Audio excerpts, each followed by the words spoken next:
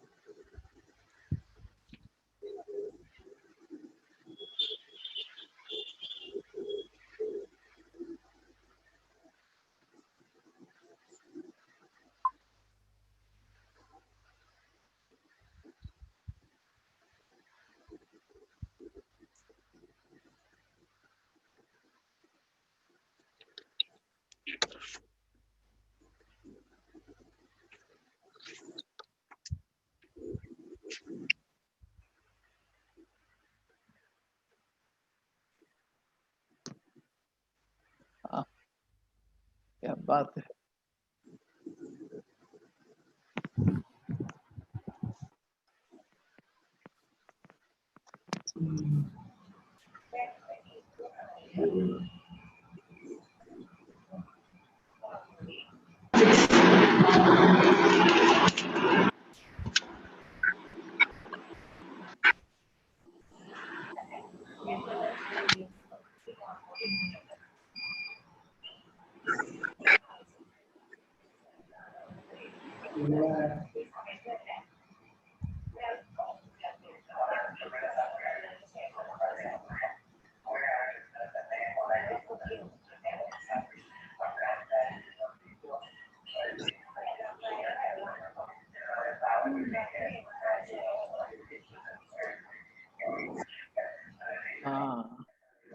Good morning, Father Anthony.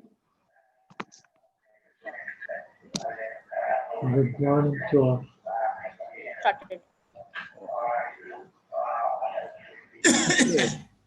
Tony and Devapriya are there. And Tony. Yes, Father. Good morning. Good morning.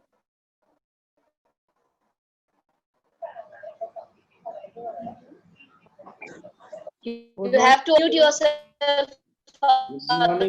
I can't hear you. You can't hear us?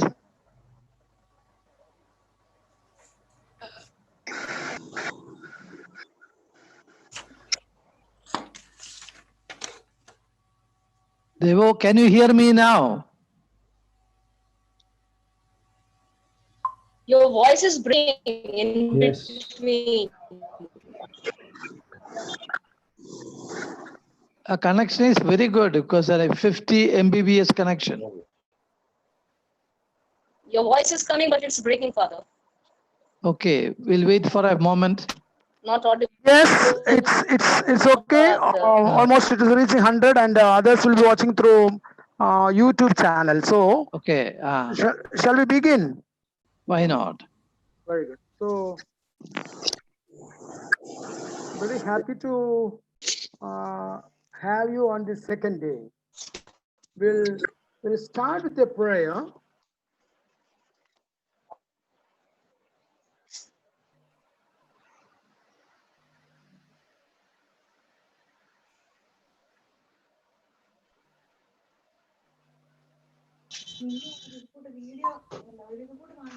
Hello, Father. Charge use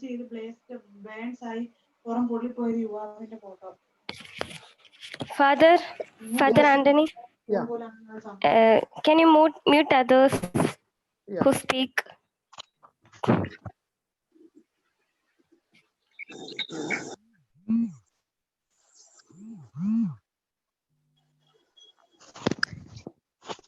Please, Ashwini, do you see my screen? Yes, I can see the screen. Okay.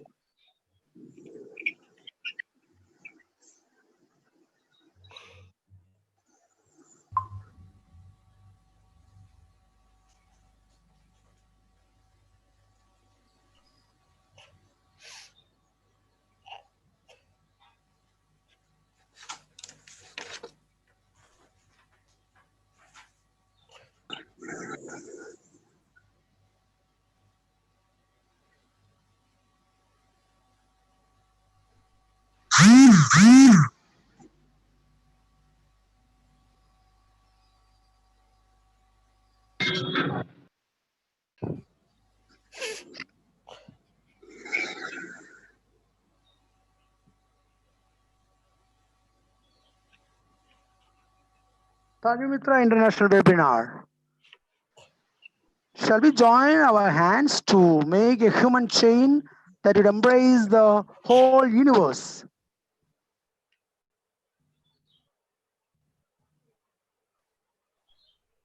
So we are going to start our second day webinar, and we start with a small prayer written by Rapai Putokaran. Let us silently join this prayer. Shruti? Yes. Coronavirus has woken us up from greed and negligence, causing pollution of the skies, earth, oceans, and rivers. We breathe polluted air, eat poisonous food, dirty water, even the medicines meant to heal poison us from within. Why? Even a mother's breast milk is loaded with poison. She breathes polluted air, drinks, eats such water and food to nourish the tender, delicate babe in the womb. Viral attacks mess up our wonderfully built bodies. Is Mother Earth angry and punishing us with coronavirus? Mother Earth never punishes. Mothers do not. But if we pollute the earth, air, water, fire, and either, we are cutting the branch we sit down, we are sure to fall. Lord, our Mother and Father, wake us up from the slumber of ignorance, apathy, greed, to nurture our common home.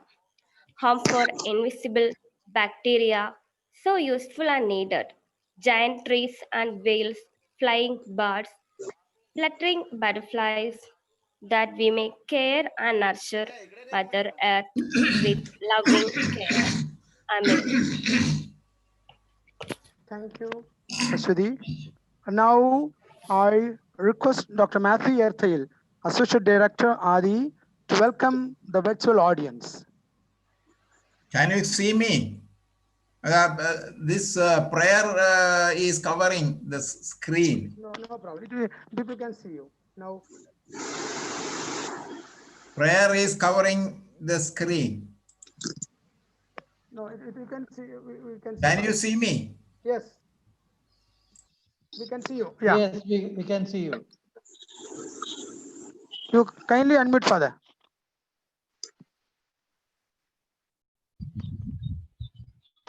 Audio is off. Kindly unmute, Father Matthew. Audio.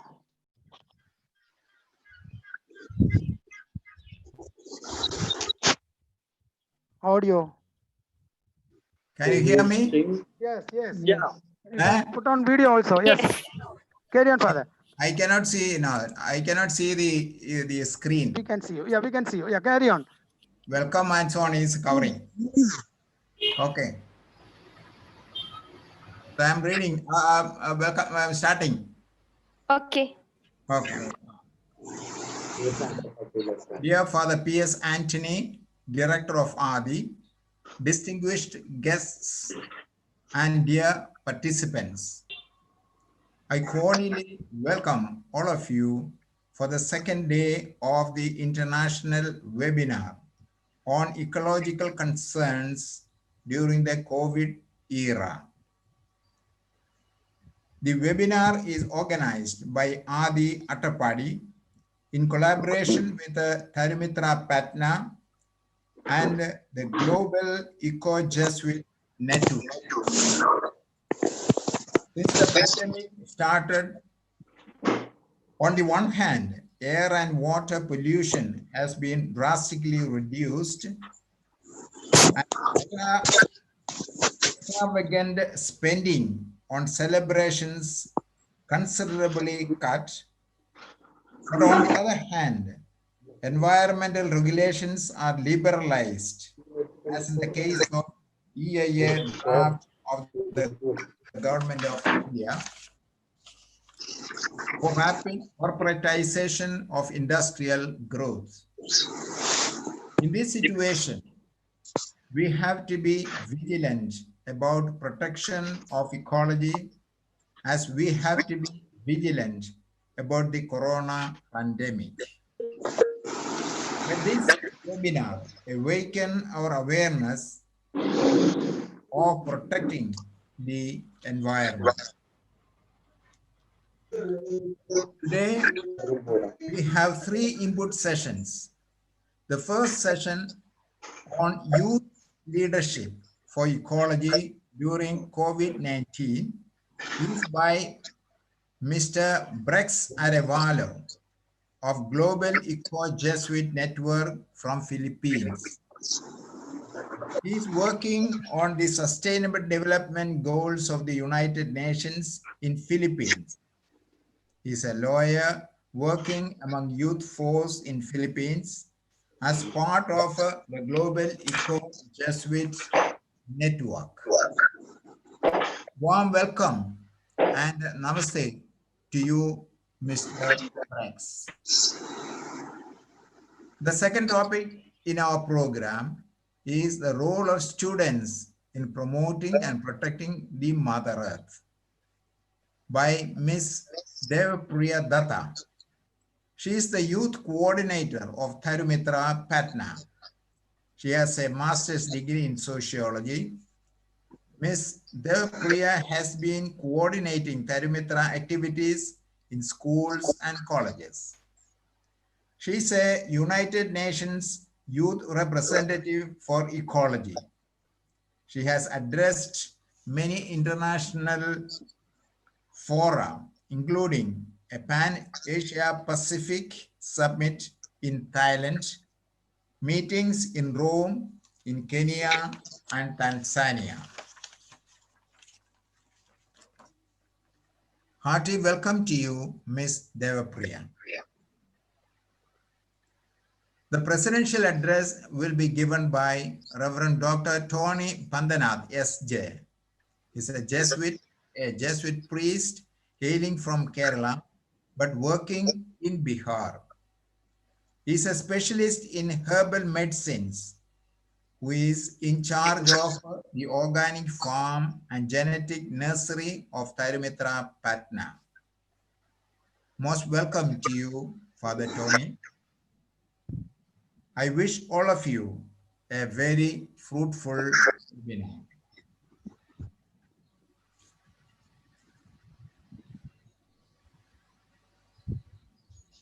Thank you, Father Matthew. Welcome. Now I invite Father Tony Pandanath, SJ, Director TARUMITRA, Patna, to deliver the presidential address. Hearty welcome, Father Tony.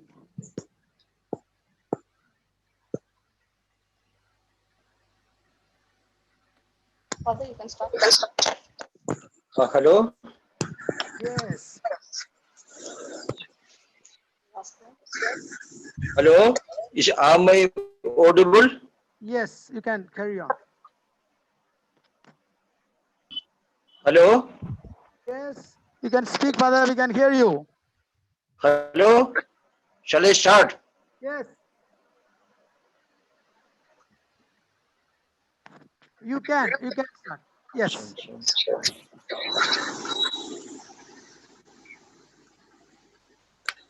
Am I audible? Hello. Yes, you are audible enough. You can speak. We can hear you. Hello. Good morning to everyone.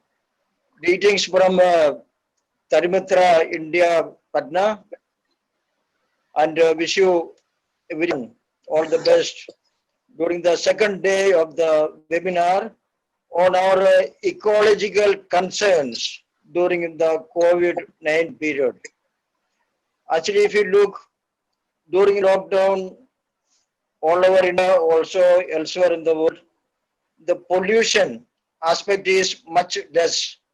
There's less traffic, less human activities like industrial production and so on. So our cities, villages, and also the air is comparatively, compared to the previous years, it is cleaner, and it has its own plus point in that way. On the negative part of it is when people are under lockdown, less human activities, have less contact with the greenery of the Mother Earth. And that has a depressing effect on the psychology of people. The more we are related with the planet Earth, the green plants, the birds, the animals, a better living condition psychologically, physically we get. So in that way, lockdown has a depressing effect, and many places the number of suicides have gone up also. And the concerns during the COVID period, we can put it's as before also. Globally, if you look, the summer of 2020 had wild fires in many parts of the world. California, the jungles, the forests were burning for a number of people also died in that thing. And also the bushfires of Australia, and in Europe, in Spain and Portugal, there's wildfires. All this mainly the cause is the global warming.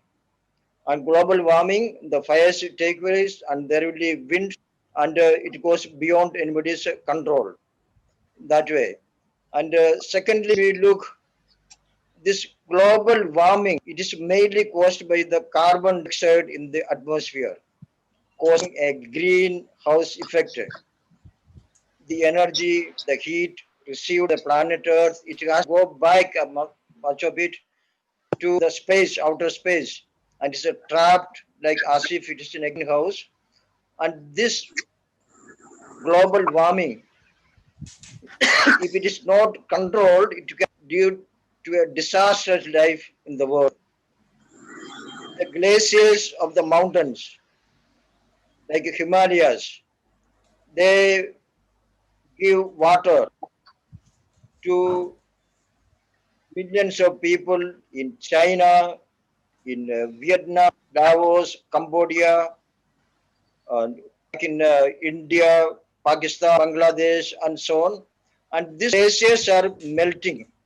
The Himalayan glaciers, once they don't give the life-saving water, then the consequence will be disastrous for everyone. Islands are going under the water. The main reason is the rising of the oceans caused by the melting of ice on the Antarctic and the other regions of the globe, and islands like Greenland. So this can have also a very bad effect on the planet Earth. If you do a planetary system, the second planet from the sun is Venus, Shukra Graha. And if you look at that one, it's the hottest planet, hotter than Mercury. What has caused it? It has a very thick layer of carbon dioxide, and plus we have the sulfur producing gases building into we have sulfuric acid.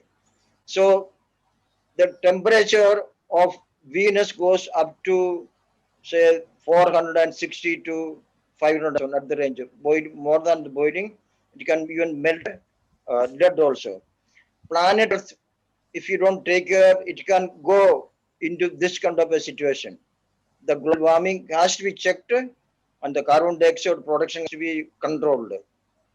If you look at India, we see that India, most of the electricity is produced with thermal power. And thermal power uses coal. Coal is a fossil fuel and it's a dirty fuel. The less we burn it, is better for the planet Earth.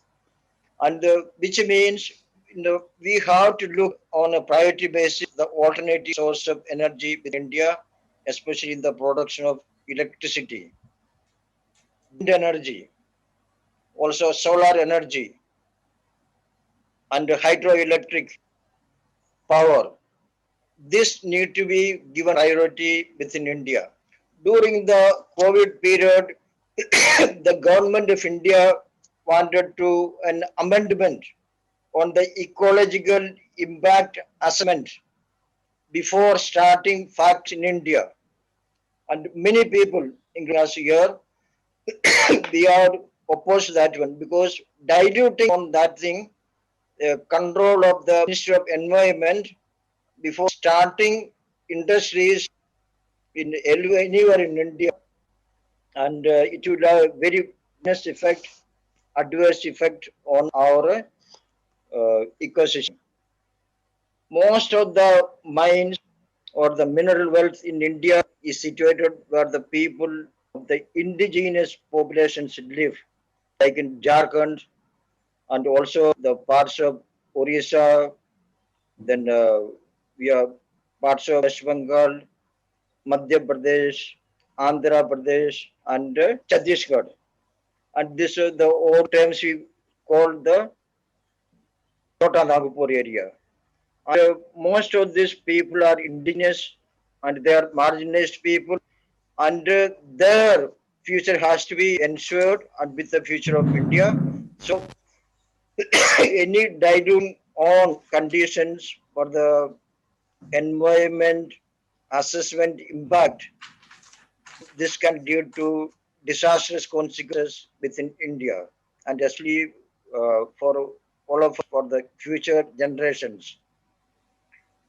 Also, when we look, you can see globally,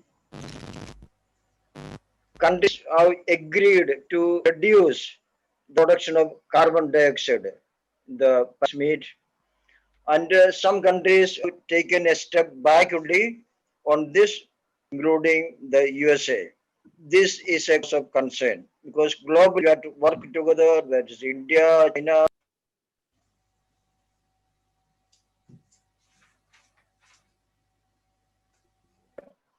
to have more emphasis on alternative source of energy and also less use of paper and also the any with polythene or plastic and or uh, anything with chlorine gas. All this contribute to the pollution of the earth, and more people they they have to reduce the unneeded needs.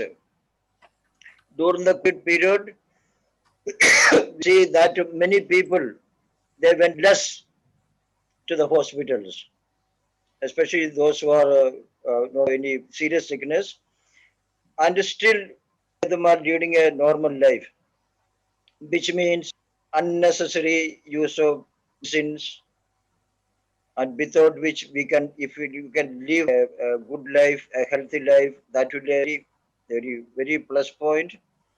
And the nature has enough provisions to build up our immunity with life change in lifestyle, physical exercise, exposure to sunlight, and also live with nature and less contaminated food. Because in agriculture, a lot of people, in order to produce high output, use a lot of chemicals, chemical fertilizers, insecticides. We can have an alternative way of farming, which means the more we are close to nature, close to the traditional way of cultivation, the bio farming, and then we can have a better future, a healthier life. And at Tarimatra also, there's a lot of importance that people can cultivate, and you have a method of sustainable thing, which means you don't pollute the earth, its water, its soil, its atmosphere, and it can lead a healthy life with organic farm products. And the in India we have two major seasons for cultivation: the Kharif season, that's during the rainy season, and the Rabi crops during the winter season. If you look, the average temperature during January, February, and early March is going up. And as a result, the production of wheat, the production of pulses, where is gram or masoor dal, also mustard oil, and vegetables like cabbage, potato, tomato, and all this is going down. There's a decline of production, mainly because of the average temperature goes up, and we have shorter winter time. By the 15th of February or so, much of North India already warm weather, and this adverse impact on the production of the Rabi crops. So when the world population is already more than 7 billion, we cannot afford to have less agricultural production because the marginalized people, the poor people, those who have source of income, regular income, these people will be very adversely affected by this less food, and therefore need to control, check the global warming. Also, we have to go back to the traditional way of organic farming so that the soil, our drinking water sources, our atmosphere, this should have a clean effect on all of us. And this is a very important aspect of our daily life. If we look around, we can see that the people who connect themselves to nature, they have a mental peace also, because all of us want to live peacefully on earth.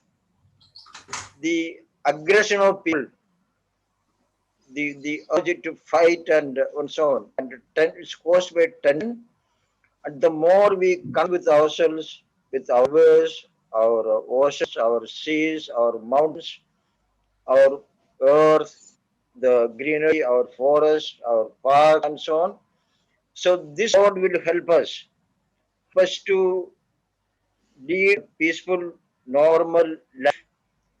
Because if we live nature, if we live animals, if we live close to the birds, the air, the flowers, so then that will keep a kind of cooling effect on our mind. We will be less aggressive and we will be more peaceful and we will have good sleep, good rest. And this is very essential for our future as individuals and groups and nations. Also, when you look during the COVID-19 lockdown period, many of us have seen animals coming into human buildings, into cities, into our highways, roads, our villages, because so much less noise, less human activities like less traffic, then the animals are finding more place to roam around and enjoy. And many a time, we human beings have engrossed on the natural dwelling place of animals and birds. We have cut down trees in a huge manner, destroyed forest, and this tendency is going on because of our greed. And animals are right, birds are right, plants are right to live, and they have been doing it for millions of years. And we human beings, we call ourselves civilized, and yet we intrude into uh, the privacy, the freedom, and also space in which the animals and birds need to be living peacefully with coexistence. So this COVID, one way, is a learning period for all of us, and I hope the learnings will take, and the only way we can lead a better life for ourselves and future generations is coexist with one another, coexist with all that living, non-living things on planet Earth. So thank you very much. So wish you all the best, all of you. Thank you, Father Tony, for giving a wonderful presidential address. Now, I invite Mr. Brex Aravalo to give a speech on youth leadership for ecology during COVID-19. Welcome, Mr. Brex. Hello, Father Anthony. Hello also, Father Tony, Father Robert, Deva, and everyone who's with us today. Hello from the Philippines. Before we begin, I'd just like to ask if everyone else can just mute their mics. There's a bit of noise in the background. I will mute as soon as I can. Yes, please.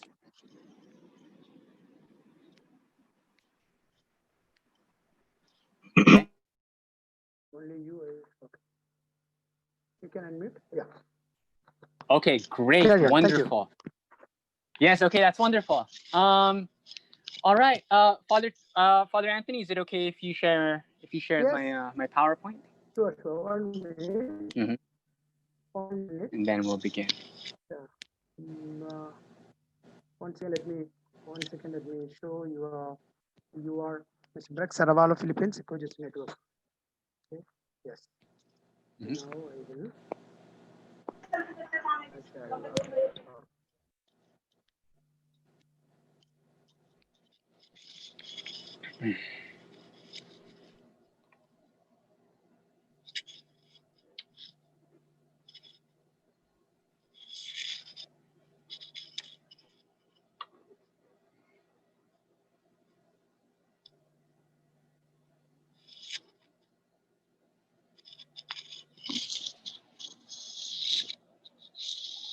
come?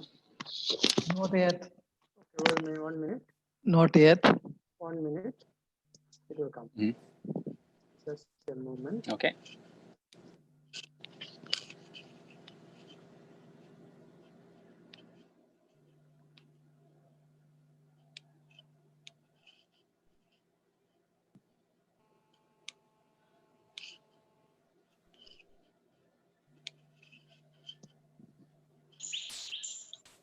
And please hold it for a minute. Okay.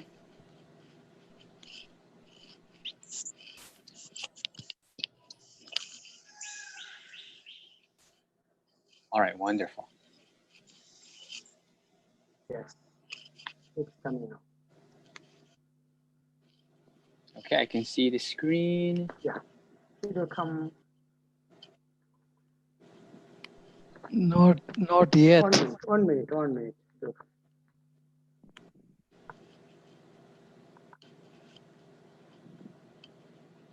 Has come?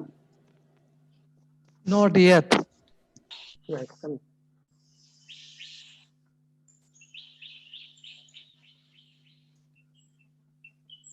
Okay, 1 second.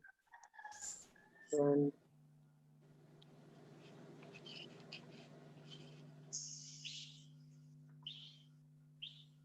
sorry for delay.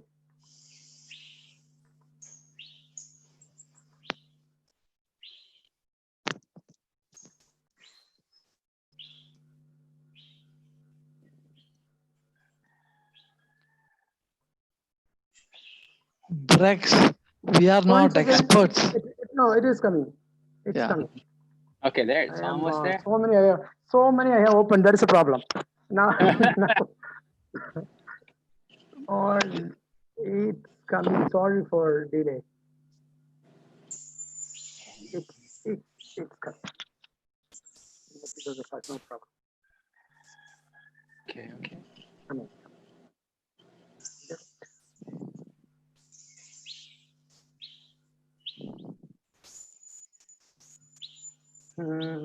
Okay. So much time it takes.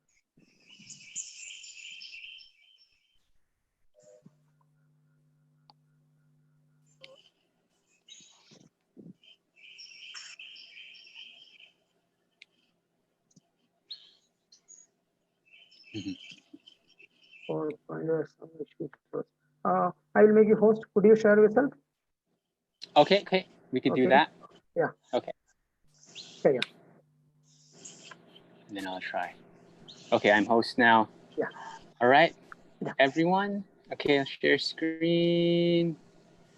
Start broadcast. 3, 2, 1. Okay. Start screen. All right. Father Anthony, can you see my screen? And everyone can see my screen? Pardon? Yeah. Very Yes? good. Yeah, we can hear. Can you see my Yes. Yes, we can. Very good. Yes. We yes. can see you. Sure. Yeah. Yes. So most welcome to continue your session, Youth Leadership for Ecology during COVID by Brex Alavalo. Thank you.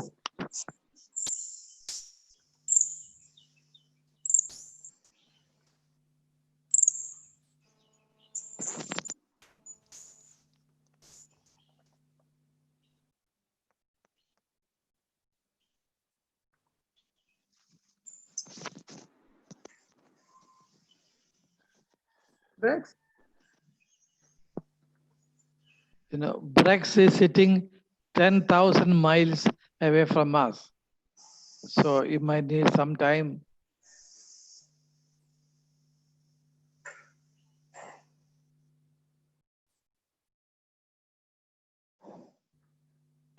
Vin, what happened? ആള് leave ചെയ്തു തോന്നല്ലോ. Okay. Try again. Make me host. Yes, yes.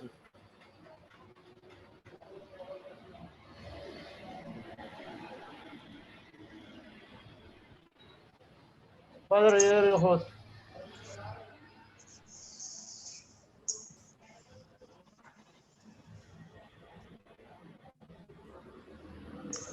Where is Brex?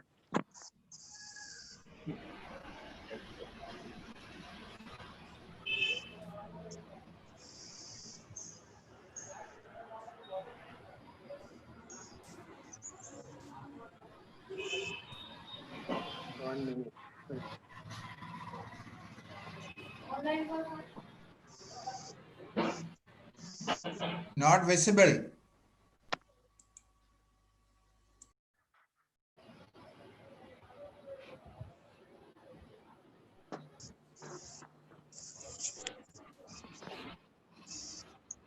Father Yes. ഫുള്ളാണ് കയറാൻ പറ്റുണ്ടാവില്ല. Only 97 only. People, you can. ഇപ്പൊ okay.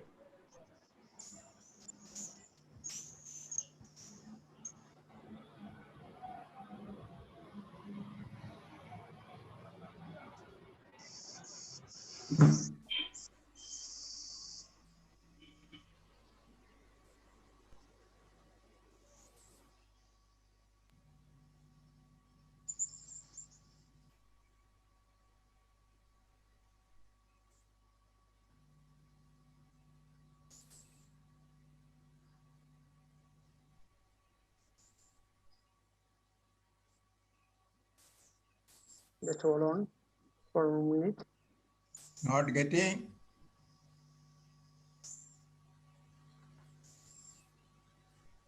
One second.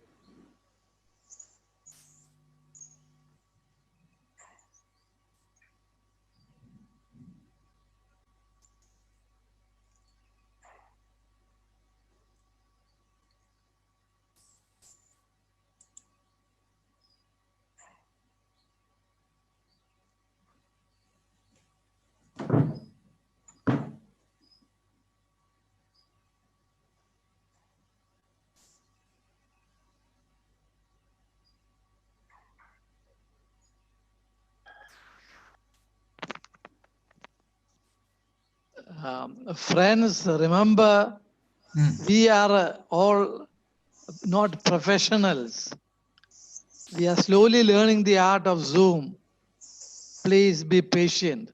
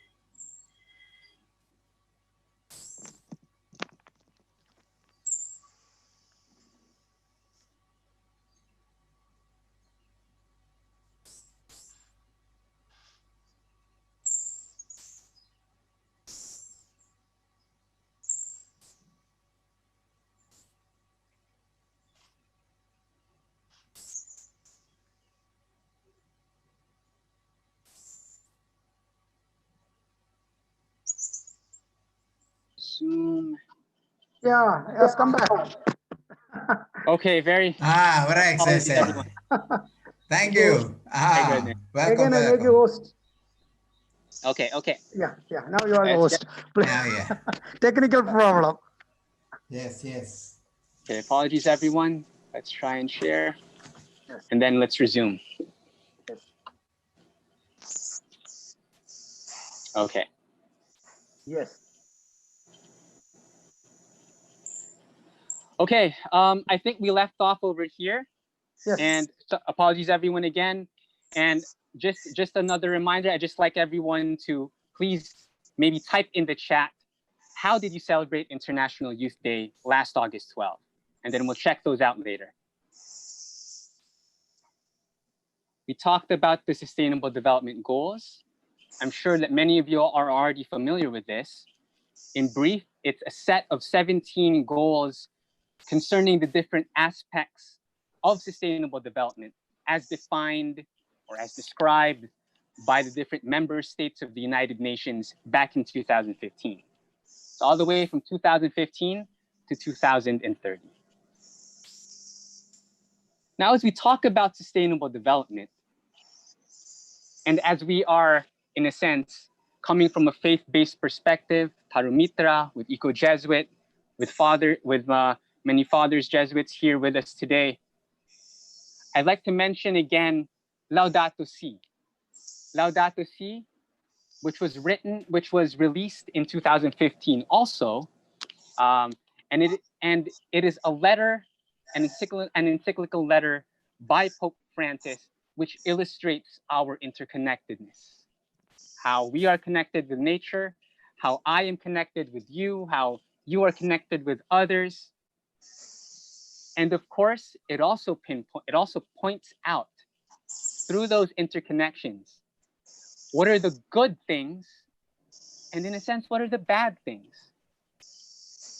Interconnectedness, I would argue, does not only mean the good, but it also brings with it the bad. And with that, responsibility. Responsibility for urgent action for integral ecology. Now, Laudato Si found further expression last year in the Synod for the Amazon, which was a meeting held in the Vatican with indigenous peoples from around the world. And basically what they wanted to do was to try to understand how can the church help accompany the indigenous people of the Amazon towards realizing their dreams, towards realizing a more sustainable and just future for their communities. Now, to define this real bit, since we're talking about sustainable development, in the Brundtland Report in 1987, and you may have learned about this in school, sustainable development is defined as development that meets the needs of the present without compromising the ability of future generations to meet their own needs. Simple. Now let's unpack that a little bit. You have what you call the pillars of sustainable development, where you are trying to achieve a sort of balance between environment, economy, and social progress.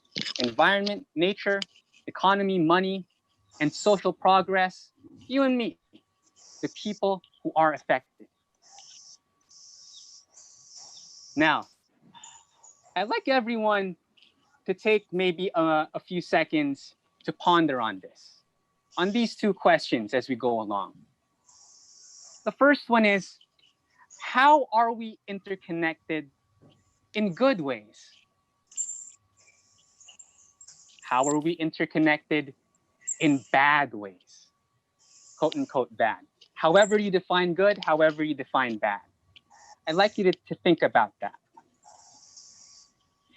And then next, what exactly is sustainable development for you?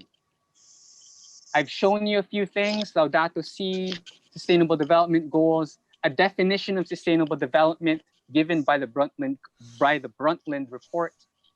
But what is it for you? How do you envision it? And is this different from an integral ecology? Okay. Now, when I think about this question, about these questions, I always like to think, what about them? What about those who may be vulnerable, especially during this time of COVID?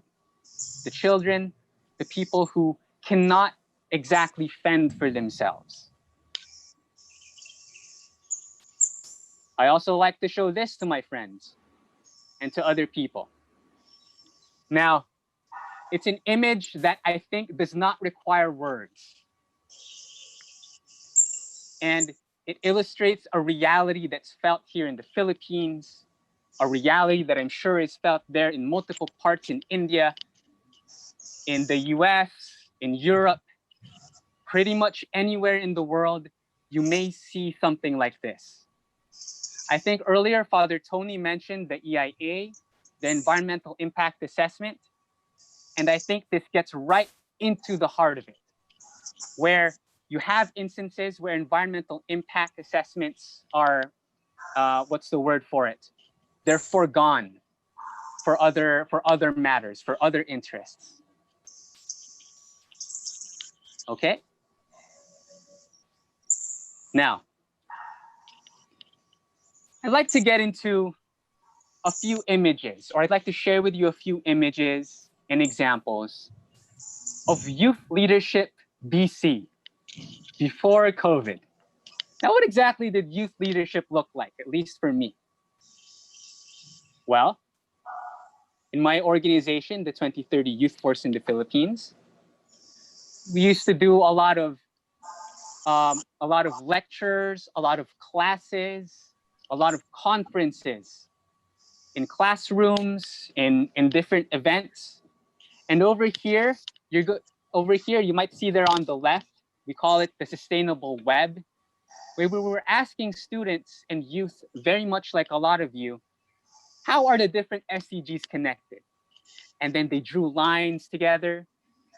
They illustrated maybe how climate action is related to gender equality, or how innovations are related to responsible and sustainable consumption. This is an image from one of our conferences, excuse me, almost 2 years ago.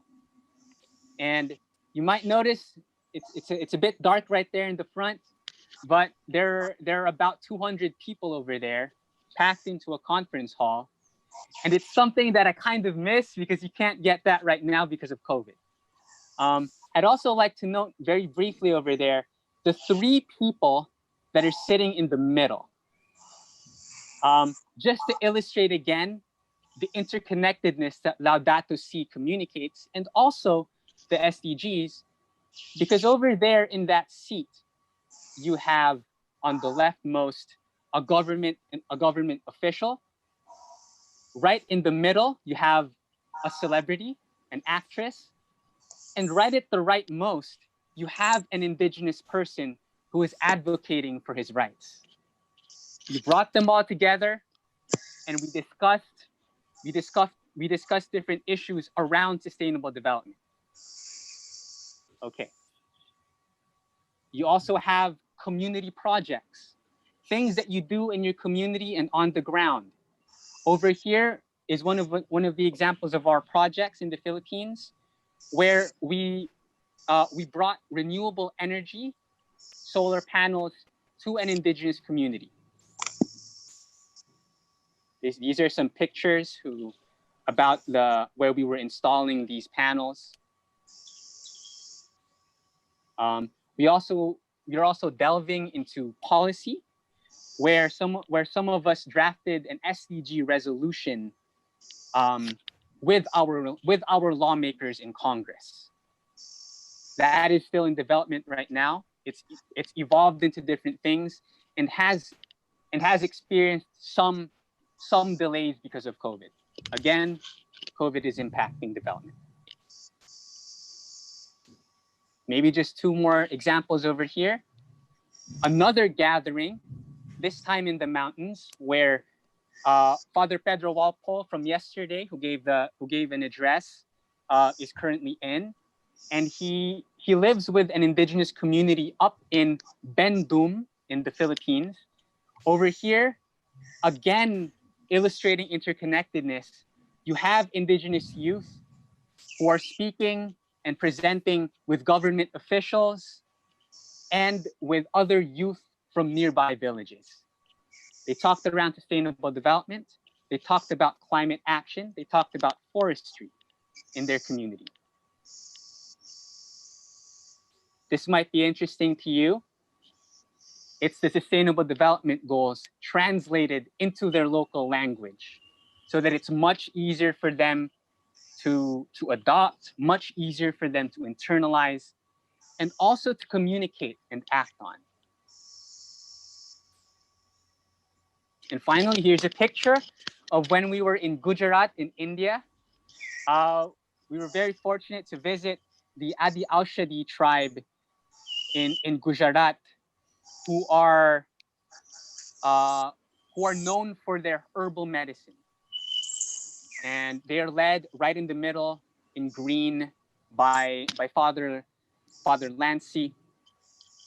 And the Jesuits and some NGOs there are helping them in order to market their products and everything else. Not sure if you see me there. Where am I there? I think I'm at the rightmost. Okay. Now, what about youth leadership during COVID? What does it look like today? Well, just like what we're doing now, pretty much it's Zoom, and more Zooms, a lot of webinars, a lot of online discussions, a lot of going to this discussion, going to this dialogue, going to this conference, learning about different things, interacting with different people.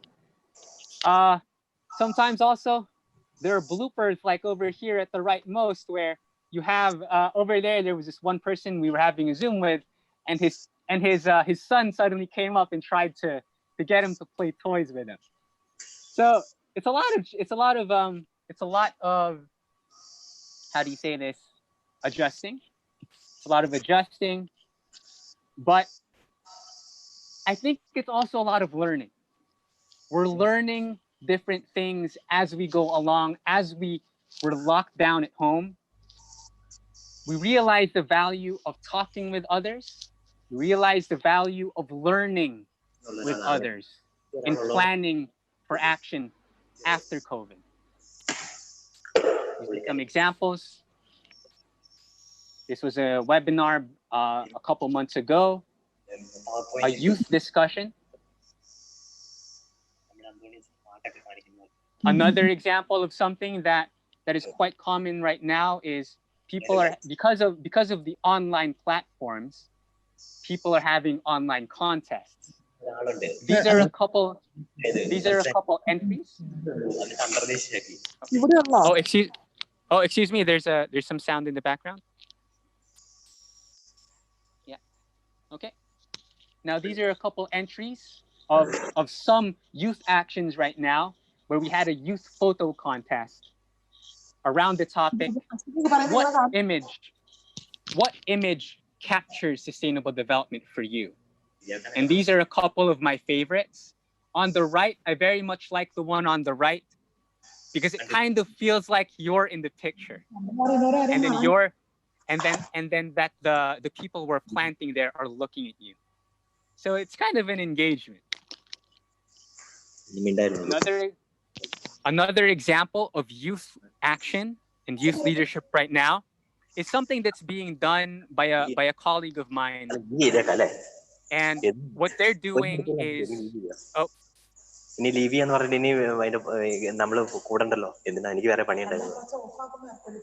excuse me, there's some background noise. Kindly mute all. You are the host, Brett. Kindly mute. I can mute. Okay, let me try mute. Hold on. How do I mute? Okay, let me mute all. Of course, except for myself. Okay. Now, okay, this is another example. It's called the K Network, led by one of my colleagues. And what they're doing is they're providing different learning activities, different classes to children, because a lot of children right now are not able to go to school. So you have over there some art classes. They also have music. They have drawing. Some of them are doing dance, different physical activities. But I'd also like to point out over here, as we open schools also, I think some areas here in the Philippines are opening schools. Maybe some areas in India are opening schools also again. That online classes are not exactly accessible to everyone. So there's a major problem in access. Excuse me. So for example, not all kids, not all students have a stable internet access. Not all children have a cell phone. Not everyone has a laptop that's functioning. So it gets very difficult to administer education. And that's a challenge right now during COVID. Another thing, and going back to the word dialogue, something that we're looking forward to in Eco-Jesuit is an international youth dialogue to reimagine development. Now, this is done as part of the Economy of Francesco global process, which is convening in November in Italy. And what we're doing here is bringing together youth from different parts of the world in order to dialogue around development. What is development from your perspective? And how can we plan towards building back a better world afterwards? Now, I may be able to provide a link for this in the chat box in a few minutes. We'll be having the first session for this on Friday evening, and some of you may be interested to watch. Okay, so we'll get back to that in a bit. And I'd like to point out at this point that through these different dialogues, through these different learning activities that we have, we learn things and we pick up different things. Now, a couple months ago, we had this series of discussions with the different Eco-Jesuit conference groups. So we have a group in South Asia, of which Devo and Father Robert are involved in. We also have groups in the USA, in Europe, in Asia Pacific, and we dialogued around COVID. We dialogued around possible solutions. And it was very interesting that across the world, no matter where you are, when we were talking about solutions, agriculture always came up. Local community agriculture. No matter where you are in the world, it's a solution, and it's something that people are looking at as we go forward. Over there, you have an image where at the bottom, you have the status quo, where food is passed on on different levels, different suppliers, different chains in the supply chain. And as we're experiencing right now, because of disruptions in the economy, there are also disruptions in food. So what's happening in multiple parts of the world is that we're seeing community gardens pop up. We're seeing community resilience increase because people are realizing that they can take food into their own hands. It's also cheaper, take note. And we're also learning as we go through all of this that COVID-19 is just one of the many interconnected crises that we face today. We're also facing crises, as described earlier by Father Tony, in ecology, in the environment, with the EIA. We're also experiencing a social crisis. For example, in India, you have the migrant crisis. There was a mass exodus back in, if I remember correctly, in May, in June, when the lockdowns were implemented. We're facing an economic crisis where many people right now are losing their jobs. Many people are jobless. I'm not sure what the figures are in India, but in the Philippines, it's somewhere around 40% of people have lost their jobs during this COVID pandemic. It's something that I hope everyone will take note of. These are interconnected. Some examples. This was Super Cyclone Amphan that hit Bangladesh and India. I think this was in May, late May, I believe. And during this time, the migrant crisis was in full flux. And then you have a cyclone which displaces even more people. And this means that it's harder for people to practice social distancing, to take all the precautions needed to cope with the pandemic. Does everyone know where this is? Is this familiar? This was just I think a couple weeks ago, back in Beirut. In Beirut, in Lebanon, where you already have the crisis, the pandemic. Now you also have, in a sense, a political crisis, where if you look at the right, there's a building right in the middle. And what happened here was that the government stored tons and tons of pounds of, I think it was ammonium something. It was a chemical used for pesticides and which may also be used for bombs, which was stored in that building, which is against regulations, which should not have been there in the first place. It's like the EIA, it's like the environmental impact assessment, where you forego regulations. So the government knew that the chemicals were there. They stored it there anyway for 6 years, 7 years, and eventually it just blew up. It just blew up. And now you have half the city that's literally gone. Half the city literally gone. Half the city homeless, jobless.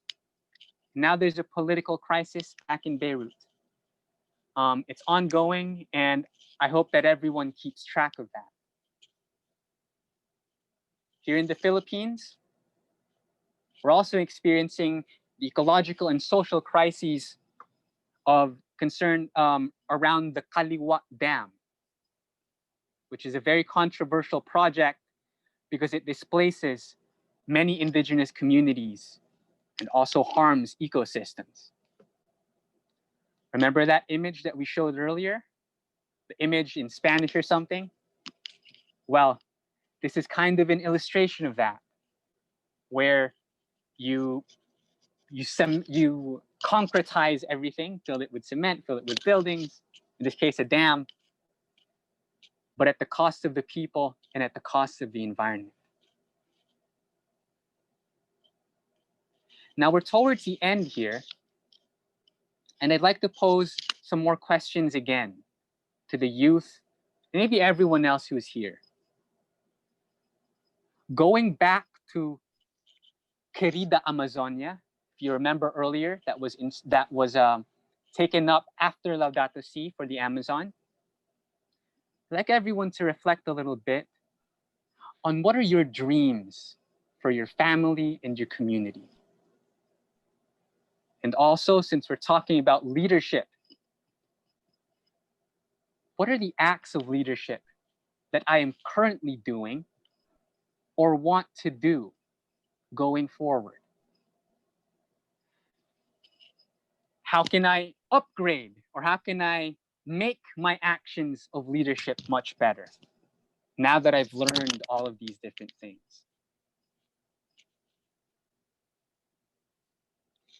I'd like to leave you with some of these words. This might be familiar to everyone who's familiar with the SDGs. Sort of the motto or the battle cry of the SDGs. It's to leave no one behind.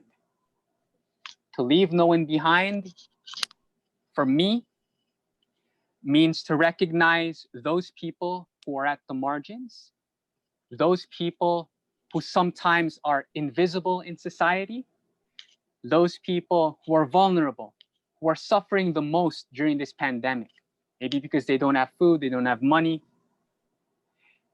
And it's to see their inherent human dignity. It's to see that they're not just numbers. They're not just numbers on the fringes. They may not be in the average of society. They may be at the margins. But that does not make them any less real. Just because they're on the margins doesn't mean they're not any more unreal than those who are in the averages, in the middle class, and so on. I think that's my last slide. I don't know if you have time for any questions or discussion, but I hope that going forward, we can bounce ideas together, because I would also like to learn from you, and I hope that you realize this is the story you are shaping and that we leave no one behind going forward. Thank you, everyone. I hope it made sense. Thank you, Okay. Mr. Brett Saravalo. Thank you for your wonderful presentation.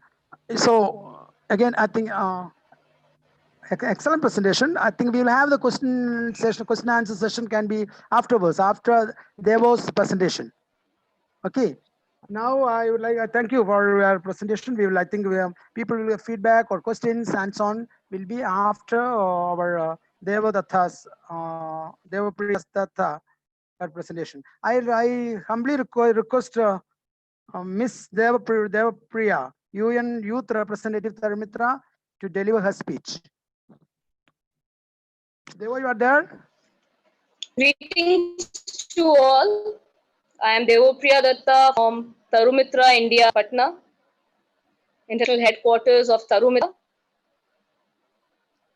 This morning stayed with the presidential address of Tony Pendanath and the youth leadership aspect, my dear friend Brex from Philippines. What I want to share is how we can promote and how we can protect Mother Earth. And what is the role of youth in that, students in that? My association with TARUMITRA has been a long one, but it is 5 years that I am completely into TARUMITRA, and I engage in a lot of eco-friendly activities and campaigns with students.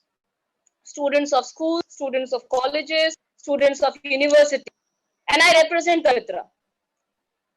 So, what is the role of youth? I take a personal interest in that because along with the youth sensitization, I feel that I am also charged up.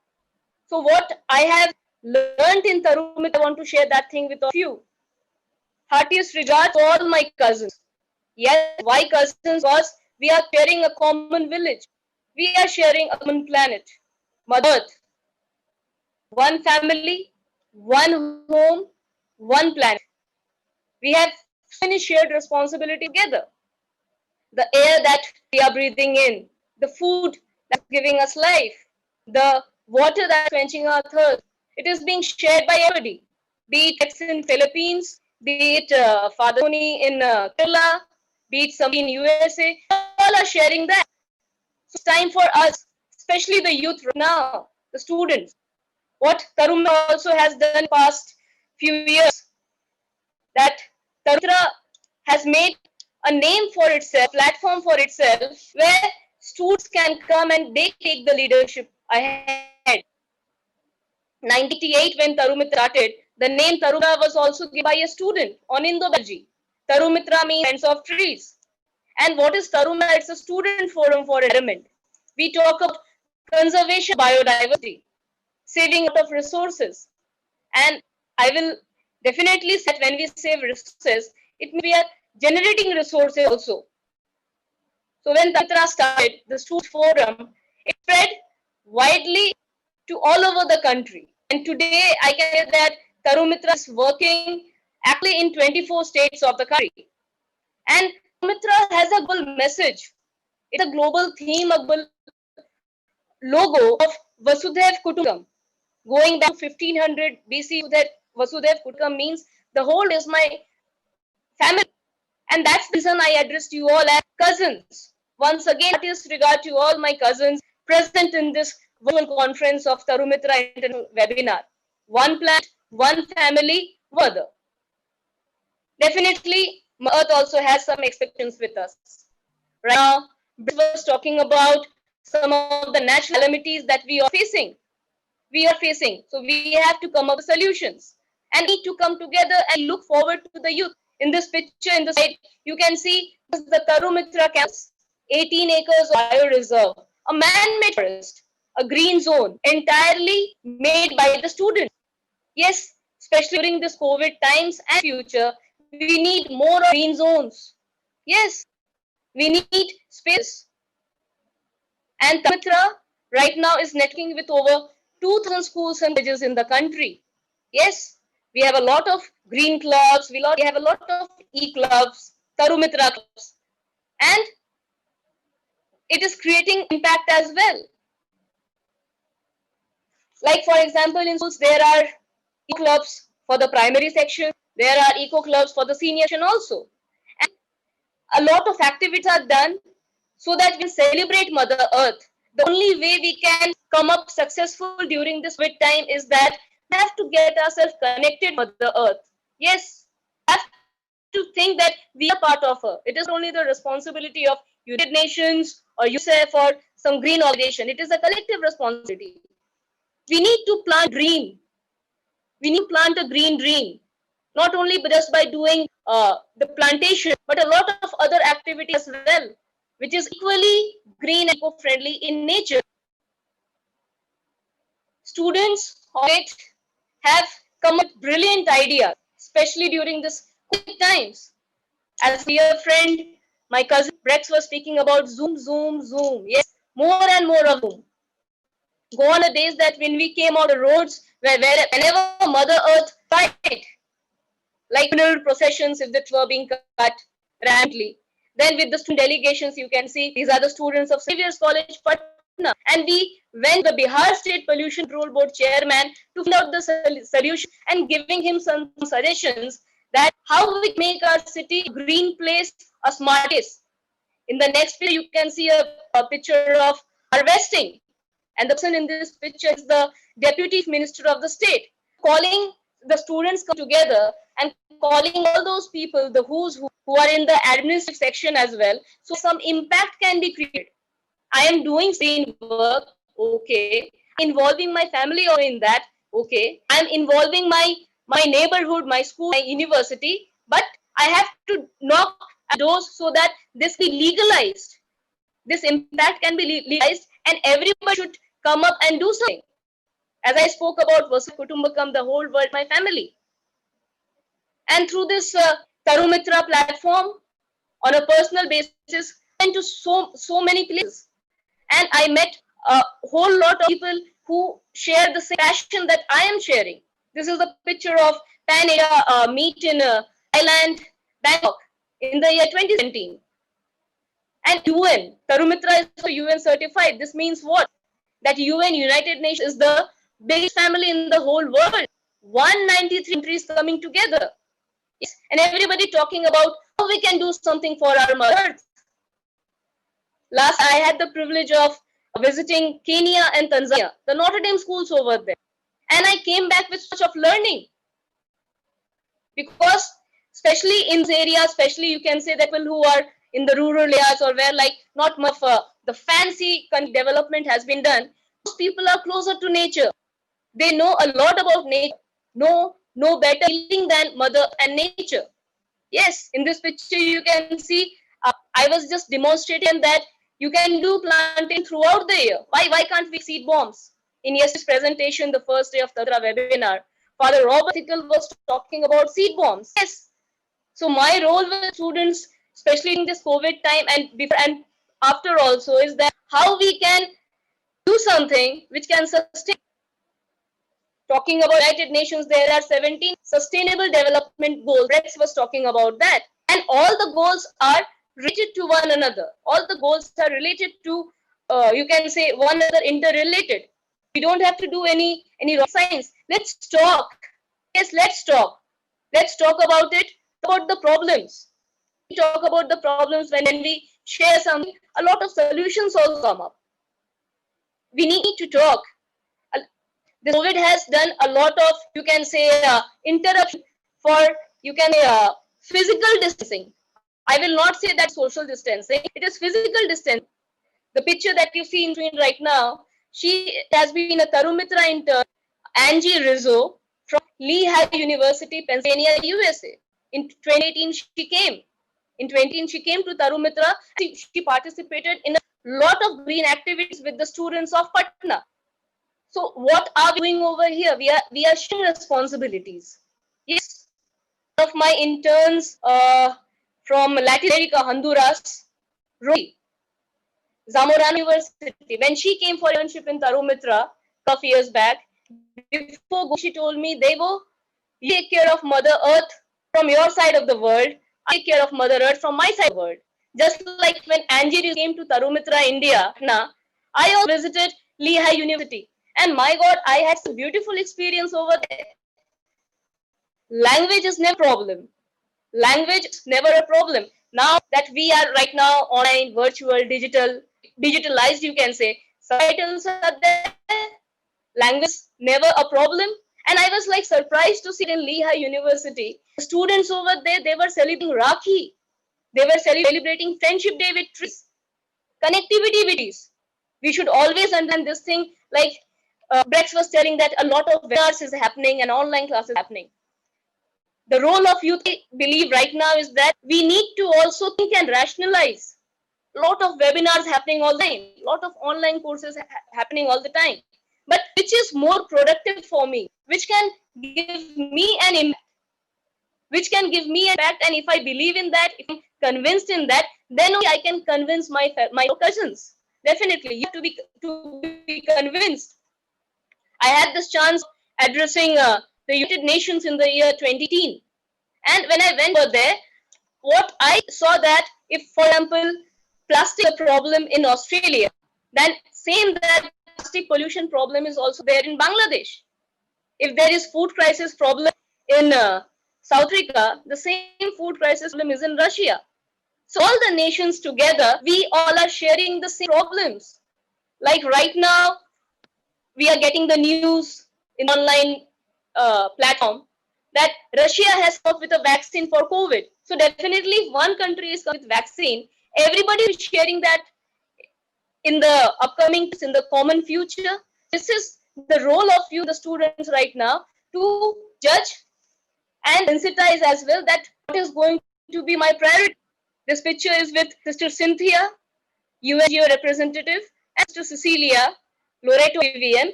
In the 2018 when I visited and I gave my address in the New York headquarters. Youth, people are looking forward to you. Right now, because of the pandemic and COVID, we cannot go out, but there are a lot of other things from webinar. Sometimes you get a lot of strain in your eyes and your mind also, that all the time you are glued to the mobile phone, to the laptop. Let's do something which can soothe me up. This picture that you are seeing over here is a picture very close to my heart. When I went to Rome, and I had the privilege of meeting Pope Francis, and he also shares the same green vision that we have to take care of Mother Earth, especially the youth, we the students. If not now, then when? If not here, then where? And if not us, then who? We just don't have to wait for the policies to take place. Of late, all the natural calamities that are happening. Father Tony this morning was talking about the Australian bushfire. Brex was also talking about the cyclone that came in West Bengal just a couple of months back. We should not wait for the government to come and do something. Why can't we initiate the change within ourselves? We have to share responsibilities. Yes, one thing I want to say that when we are at home, we are with parents. We are with our loved ones. What does that mean? Home is the first school of any individual, and parent the first teacher. So right now, if you are at home, you have a greater responsibility of taking care of your home also. I think you all have heard that small drops make an ocean. Yes. So if I am at home, it is my responsibility also to save electricity. If I am at home, it is my responsibility to save water. If I am at home, I know that I should not go for food wastage.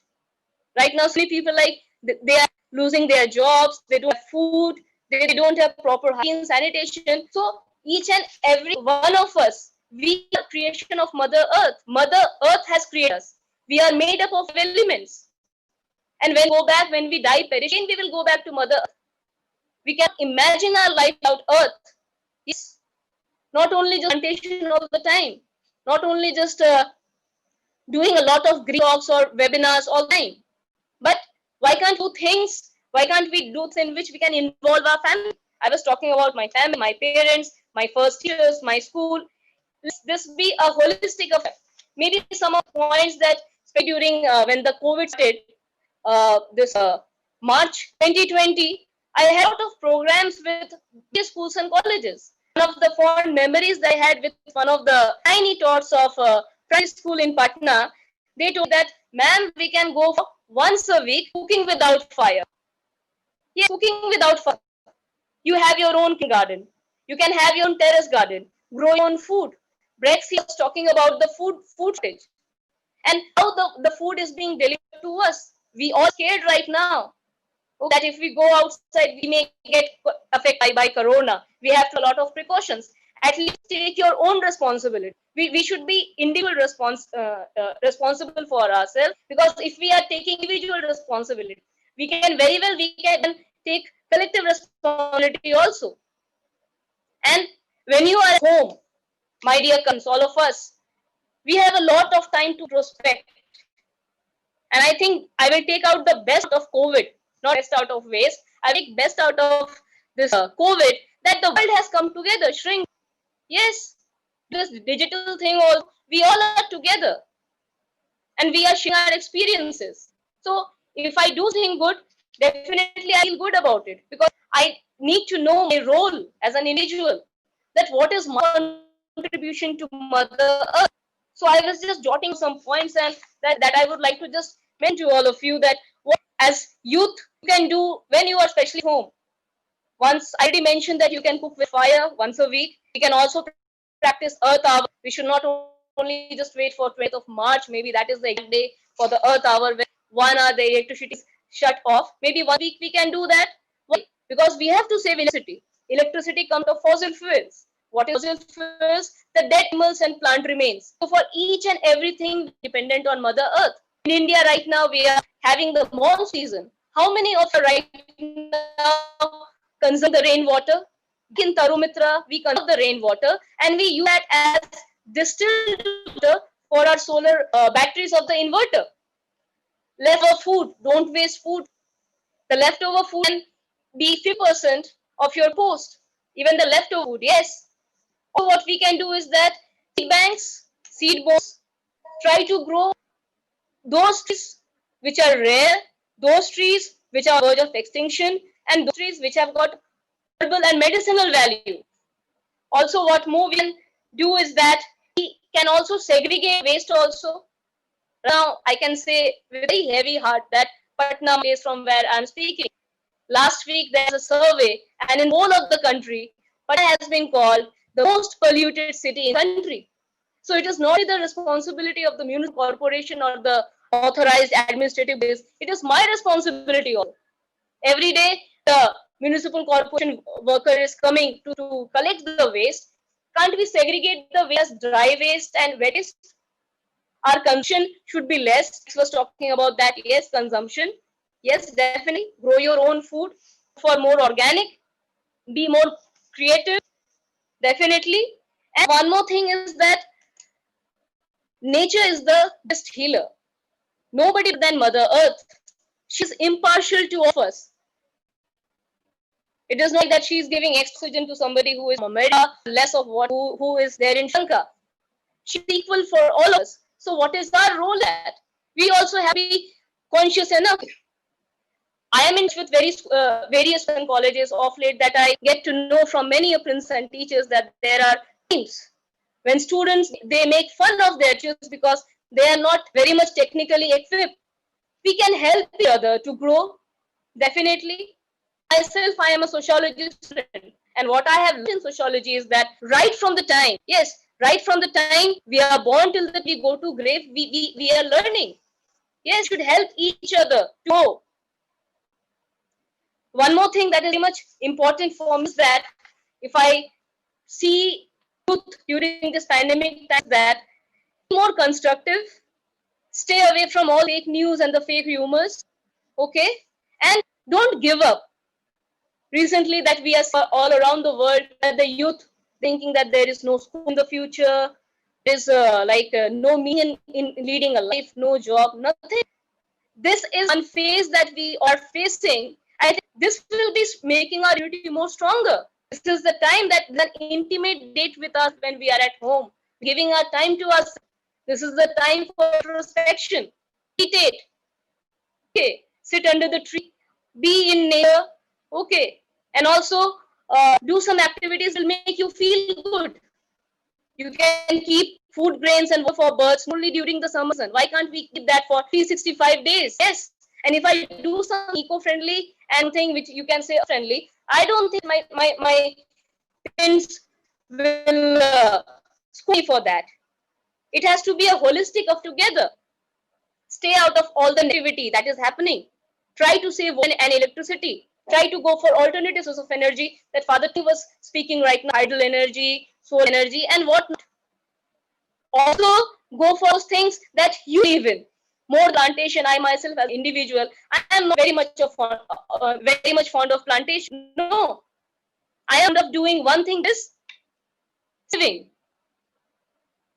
3 years, Tarumitra started with one concept in the city, and we used success. And all kudos to the students of Patna, of various schools and colleges. We told the government authorities that, especially the forest department over here, that why you are cutting trees in the name of making a green and smart city? Why can't bring earth movers? Yes, earth movers, which can translocate and transfer trees from one place to another place. Everything that we are seeing, like everything is available in just and Google.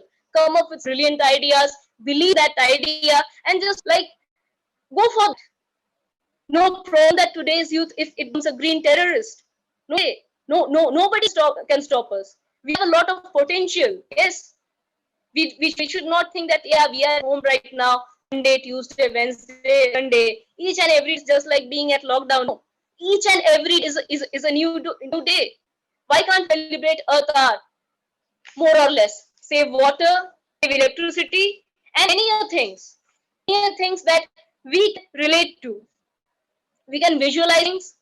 We can maybe some of the creative minds. You can come up more and more of, say, applications. Discover new application which can like emit less of carbon. We should just understand that what is my role. What is my role? When I become a grandmother, and if my grandchildren ask me that what you have left for me in the property, I cannot say that that is a extreme climate conditions, global warming, climate crisis. No, we have to be answerable to our future as well. So to shape our future, we have to think about our present as well. Carbon footprint, we need to have a limit in that. We need to have a check in that. Couple years back, I went to Meghalaya, Shillong, and I interacted with the school students over there, and I came up with beautiful learning. Like Saturday and Sunday, as usual, in for the schools, but Saturday is a very important day. Why? Because Saturday is the washing day. Monday to Friday, no washing of clothes done at home. Saturday, the rainwater, it rains frequently each and every day in the hilly region, Shillong, Meghalaya. So that rainwater is collected, and that same rainwater is also being used for cleaning the utensils. Again, that rainwater is used for washing clothes on Saturday. So, how much we can contribute, how much green can become, that is of utmost importance. Before inspiring anybody, we should be convinced with that. This is my statement I say all the time, and I keep on learning, and I get a lot of passion by seeing the youth. Students are not only the future, they are the present as well. Definitely, we all are learning right now. Sometimes when we get uh, the natural calamities like flood, earthquake, and all, a lot of devastation is there. Brex was showing this picture of that blast that had happened in Lebanon. Yes. So when these natural calamities are there, do you know personally what I feel like? My analysis that is that Mother Earth is angry with us. Our mother is angry with us because of our actions. But again, she will revive herself. We should always understand this thing, my dear cousins, that if we die, if we perish, nothing will happen to Mother Earth. She will recuperate herself. But till the time I am here in this planet, this earth, don't I have a responsibility? Yes, I have a responsibility. And I have a shared responsibility. Save resources, generating resources, thinking about things that we can go as eco-friendly as possible. Because in today's time, most of the people giving up, less of expectations from them, and they are not like thinking much what to do because life come to a standstill. I will say, has Mother Earth given up? Has she given up on us? No, she has not. We are the future. We are her children. We have to think about her. We consider Earth as our mother. We need to connect. You know, in Tarumitra, we have 6 acres of organic farm. And every year we do the rice transplantation, harvesting, and threshing. And students from various schools and colleges come to TARUMITRA and they do a lot of organic with us. For many of them, that is a lot of fun thing. For the first time stepping inside the field, touching the soil, feeling soil, you should understand that soil. That soil gives you the green grass. That soil gives you your vegetable, your cereals, your fruits, everything. So what are we giving to her? That more important. Yes, we should not poison her. It's time to revive her. The whole world is reviving right now. Yes, the whole world is reviving right now. We need to have a positive attitude. And definitely we can be the biggest influencer. The whole world is looking up to the youth, the students. And my dear cousins, language never a problem. Language is never a problem. Our actions should speak. As Brex was talking about the sustainable development, all the goals are interrelated. If you take care of one problem, I think that would be like a chain effect and everything will be okay. Everything will be better. We need to keep on experimenting. We should not think that if I do something, then people will make fun of me. My friends will not support that and they will criticize me. I think criticism makes a person better, more immune. So never hesitate to go with the experimentations. Yes, keep on taking risks all the time because we learn lessons. No, we learn lessons during this COVID impact. Now we know if we are going out or if we are coming, we have to use the hand sanitizer. We have to use the mask. We are taking precautions. So we have to be more practical. We have to see our actions. We have to see our environment where we are. What is my responsibility in upgrading that environment? That is the role of students, especially in pandemic time. Never go into depression right now because mother is also not under depression. She's hoping against hope. And we should celebrate earth. We should celebrate earth whatever way possible. Like Taruna started the trend of celebrating Rakhi and Friendship Day with trees. Now for the Indian festival, if speak about, I think within the next couple months, 3 months, Diwali would be coming. The festival of lights. Okay, have a green Diwali. If you are celebrating any other festival, try to be as eco-friendly as possible. Celebrate the seasons. Mother Earth given us beautiful seasons to us, be it autumn, be it spring, be it winter, be it summer, and we eat the fruits. Yes, she is not giving up on us. So we also need to back to her. And this is the time where we can engage a lot of things. Last year, I remember that there was this flood-like situation in my city because of heavy rain. And more than the government doing anything, what I saw that so many youth came together, self-help groups come together. We should just not wait for government to accept our policy. Okay, start doing things, initiatives on your own base. You can start with one with family, with your close friend. Here, I would like to take example of a girl who became a UN hero, Shweta Marandi, a girl from Patna Mount Carmel School, who did her graduation at Patna Women's College, and right she is in New Delhi, the capital of India, and she is preparing for civil service examinations. She initiated saving electricity. She did that right from her home.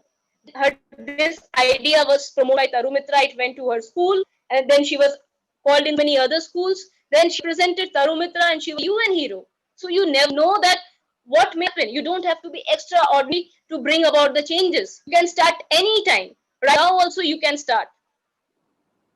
Each and every day is a new day, and we don't need like I'll not be taking any names right now that you become like that, you become like this as an inspiration, role hero. You yourself, you are a role model. Yes, you yourself, you are a role model, and you know that you are convinced about yourself that you can make a change, initiate a change. That is more than enough. Have a positive confidence. Then only we can bring about some changes. And I look up to the youth. Definitely, I look up to the youth. The youth has one more responsibility. I feel like nobody is talking about biodiversity. If I talk about organic farming, trees, saving resources, this all is a part of biodiversity. Tarumitra started with a main aim, conservation of biodiversity. We all are interrelated, interconnected with one another. Yeah, be it a lizard, be it a snake, be it the tree, or be we human beings. We all are interrelated, interconnected. We have to take care of each other. We don't have to disturb the food chain. We don't have to like do anything that will cause imbalance. We have to maintain that balance. We have to do something. We have to do something so that we can be proud of. Yes, the picture that you are seeing in the screen is Shweta Marandi, the UN hero. She never knew that one day she would be going to the UN and everybody will know her, because she did not have any self-interest in that. So that's why I'm telling you, more than self-interest, we have to think for the community. And if we are doing this, youth has a lot of fire, youth has a lot of fuel and energy. If we do something, no, definitely we can have much more greater impact. Nobody can stop us. I myself, I had the fortune of going to Attapadi thrice, God's own country, so beautiful. Yes, so beautiful. But what is my payback to Mother Earth? That is very much important. We need to question ourselves. Yes, this is the time, the COVID time, we need to question ourselves. That what am I doing right now? What am I doing? And what will be my future? Make the most out of that. Do a lot of green activities, and nobody will stop you. You will be getting, you can say, a self encouragement also. You will feel good about it.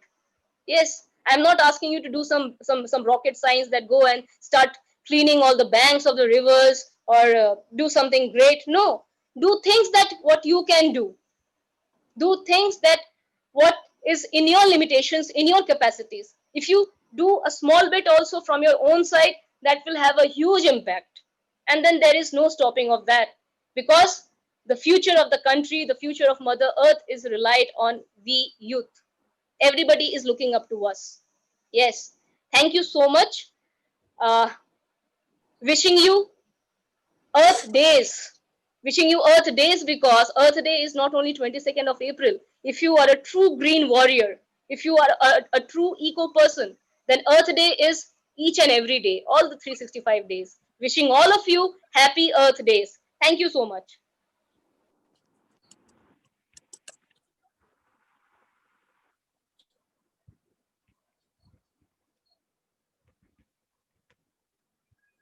Father, you are mute.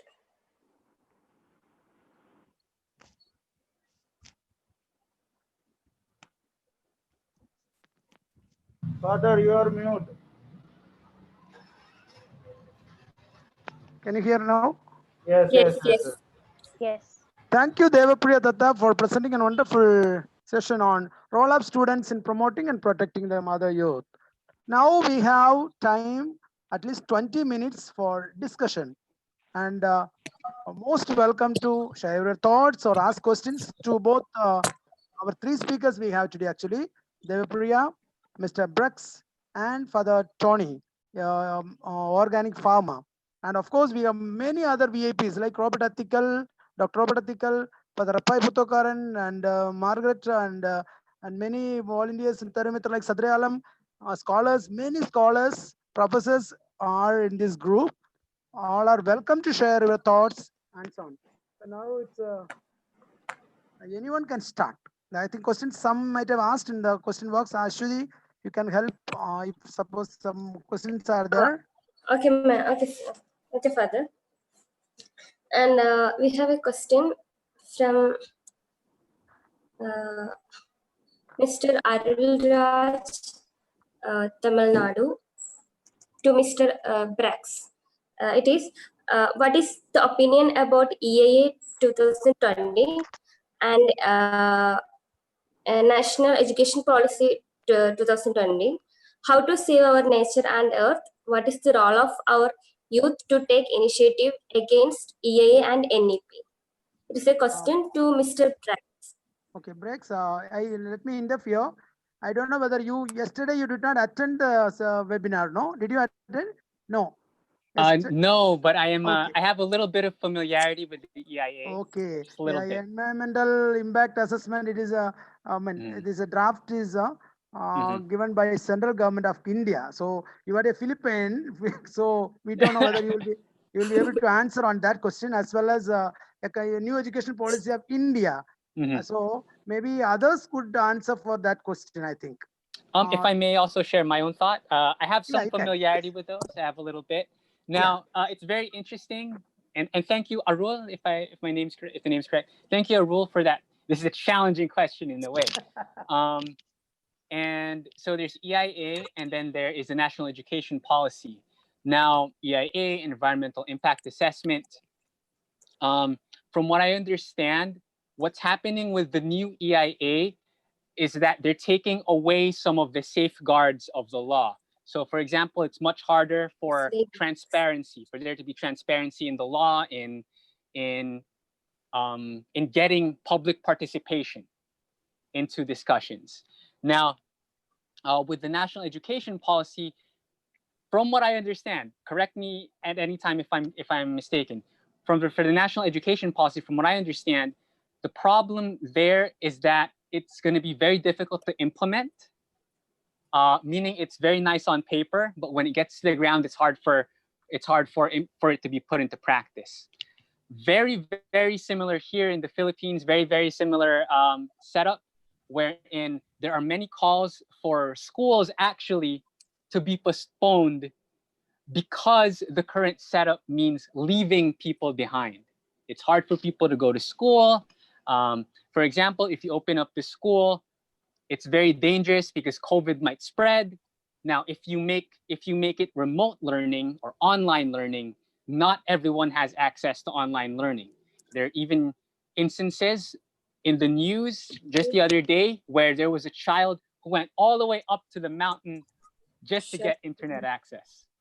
In terms of the EIA, it's also very similar over here, where it's very political, and I feel like many people are taking advantage of the COVID crisis because there are many things not normal right now. So people are taking advantage of the COVID crisis and in a way streamlining everything, doing away with the regular process. So for example, just a couple months ago here in the Philippines, there's a place that's very well known for pine trees. And a well-known politician decided to bulldoze all of those in favor of a subdivision, of putting up houses and putting up a middle class, high class subdivision.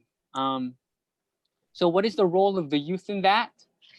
Well, what's happening here in the Philippines is many of the youth are banding together and sharing their insights on this. Some people are holding educational discussions so that people understand the changes in policy and the changes in laws and how this might affect people. And also, there are young lawyers, there are young policymakers who are taking a stand against these policy shifts and these policy laws, which may be against the people. So it's a very touchy subject because it's politics, and a lot of them become red tagged, which means a lot of them get targeted by vigilante groups who may abuse them or harass them. So it's very touchy, but I feel like when people are banding together, they become stronger in pushing forward. So I hope that answers the question somewhat. Thank you. Yeah.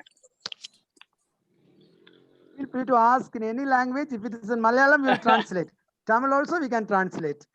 And okay, you can speak even Hindi. I think somebody else like Devo or Sadre may translate, or Father Robert Attikal. Bihari or Bose, Gochbudi, any language you can speak.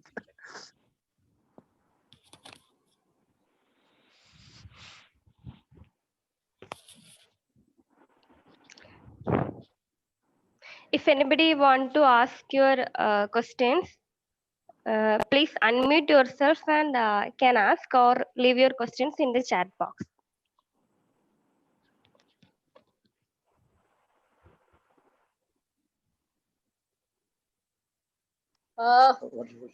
The question that we saw in the chat box right now about the waste segregation, how that can be done in Delhi. Father Tony would like to throw some light about the waste segregation and management. Over to you, Father Tony. Before I come to this particular thing, I would like to say a little about EIA, Environment Impact Assessment. There's a central government of India, New Delhi. They had a proposal to amend the present act, so which will have a lot of ecological repercussions because it's going to dilute the present act. Companies will be able to start things in ecologically sensitive areas, especially the tribal areas, where it's a factory or mine and so on. And the amount of damage will be a lot because suppose at present, say, I have 1,000 acres, they are going to increase the margin very much, and in that way, all over the country, there is a lot of factories, industries will come up, and ecological impact. The environment ministry may not need to give a clearance for that one. And the new education policy definitely it needs a lot of investment because the government of India or the state ones,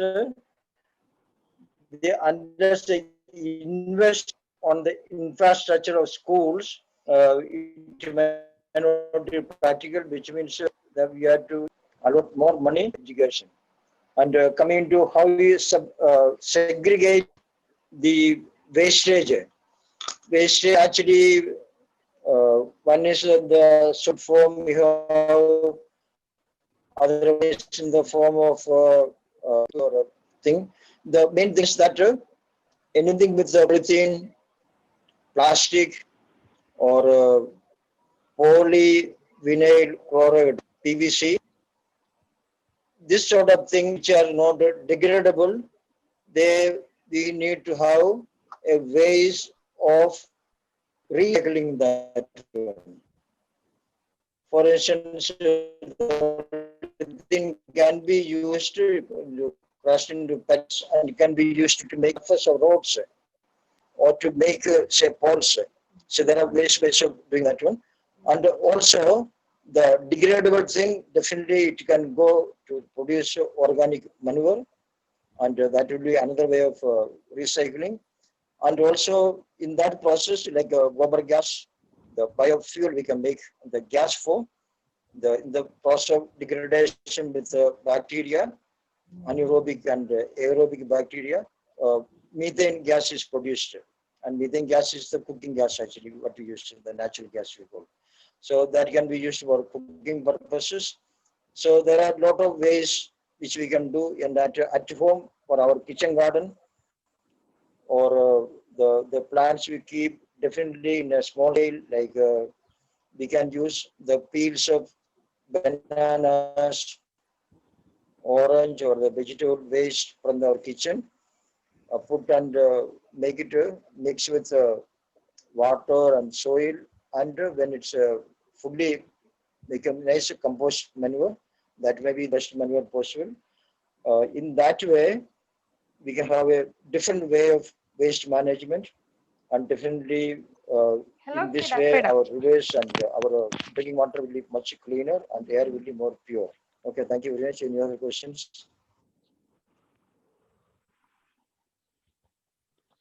Some of our youth can share. I think Brex has asked, are there any youth leaders here who would like to share their actions? And I'm happy that today both main speakers, Brex and Devo, both of you are youth icons like. And many Tarimitra volunteers are youngsters, used to college and school students. And many are watching through YouTube as well as here. I don't know whether they are hesitant to speak. Maybe some of you can speak in Hindi also. Feel free to speak. And within 10 minutes, we are going to wind up. Already we have given the feedback form in the chat box. You can fill, and those who want certificate will be provided. We will give a wonderful certificate. The digital certificate will be given to you. And meanwhile, you can ask questions. We'll have 10 minutes, Hello. 10 minutes more to wind up the Hel- session. And the people Hello. like Sadre, Sashi Darshan, Robert Atikal, and many others are there. You feel free to speak. And there are many teachers are here from St. Saviour's College School in Delhi and so on. Kindly feel free to speak. Hello. Yeah. Hello. Yeah. Sir. Please Can I? ask your question. Yes. Yeah. It's not a question, ma'am. I just want to share something. Can Okay, I? okay, madam. Yeah, Okay, please. madam. So I'm Minal Thakur from Mumbai. I'm former chairperson of Child Welfare Committee.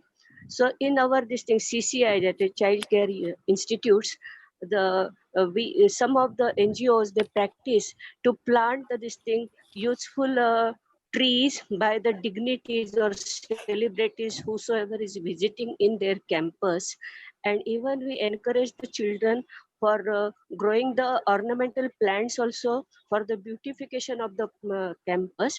And those children, whenever some visitors they are coming, they are making the bouquet out of those flowers only. So the children are engaged in the constructive activities, and whatever they grow and they offer the flowers, with the smiling face, it gives so much pleasure to the visitors also. So we can practice that whenever we are having national festival like 15 August or 26 January, we can encourage the youth or the visitors to plant the trees by their hands. Thank you. Okay. I was audible, ma'am? Yes, you are audible. Yeah. Okay. Anyone has anything to share I regarding? request Sashi. Well, Yeah, please. Sashi Darshan. yes, greetings everybody. This is Sashi Darshan, and I have a small, offense to make and suggestions. Like when we are talking about youth leadership of ecology during COVID and the role of students in promoting and protecting Mother Earth, one thing I really feel we are trying to boost here the students, but when we talk about Tarumitra and Adi, we are also responsible to equipping our students and youth how they can go ahead and give them some information also, because students are mostly what I feel is they're only busy with their studies, and when it is also hard for them to study when few of them have phones or digital way of communicating in their schools. So for the same students, we have developed a course, online courses on ecology and environment. And it also talks, we have several courses on sustainable development goals, like what sustainable development means for everybody, what different goals talk about, what is plastic waste, how it was, like what is the history of plastic, how it came into existence, what are the problems we are facing. So we have developed small courses for students. They can go on our website, and there would be a link. The website link is tarumitra.org, and the courses are available on ecoeducation.footprint.org.in. They can go there, they can access the course, and this is done with the permission of Father Tony Pendanath, and we're also giving them certificate for each course they complete. So if you want, I can share the link, and maybe I'll try to just show you what are the courses available here. Excellent, Sashi Darshan. Yeah, in chat box you can put the link. Maybe, yeah, you can see here are some like courses available, and this is few more courses. It talks about the environment and sustainable development goals and climate change transition to sustainability.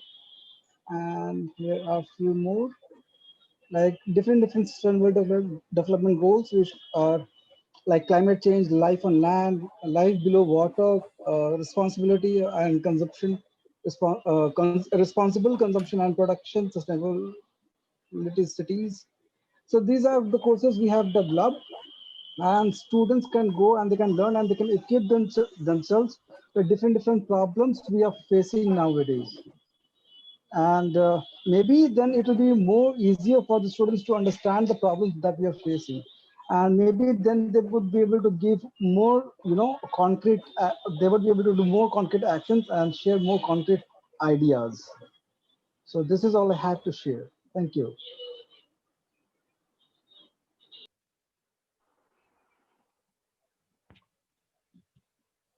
Sadre Alam.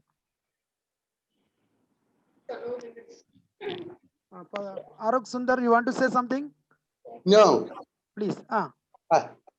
I just wanted to say that it is Datta's talk was good, taking the earth as her own relative, and at the same time it is very Franciscan, so I loved it to be a part of this. And my special greeting to Father Robert. I had met him when I was a provincial, so I just wanted to greet him. Thank you. Thank you for your comments, Father Aruk Sundar, former provincial of Franciscan. Any teachers you want to respond from Delhi Centers or other schools or colleges? Shashi Darshan was saying about ecological, courses and so on.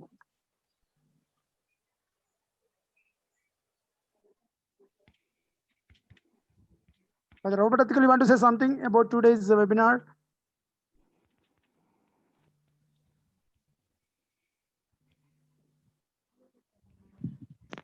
Or you want to? Tony, a lot of congratulations to you, because you are sitting in an area of India in many ways cut off on the top of the hill, surrounded by hills. But he connecting all of us, people from Delhi to all the way to Attapadi, you connected all of us. That's a fantastic idea.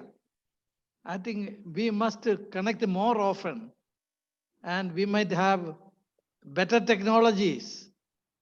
And I'm so happy to meet Brex here today.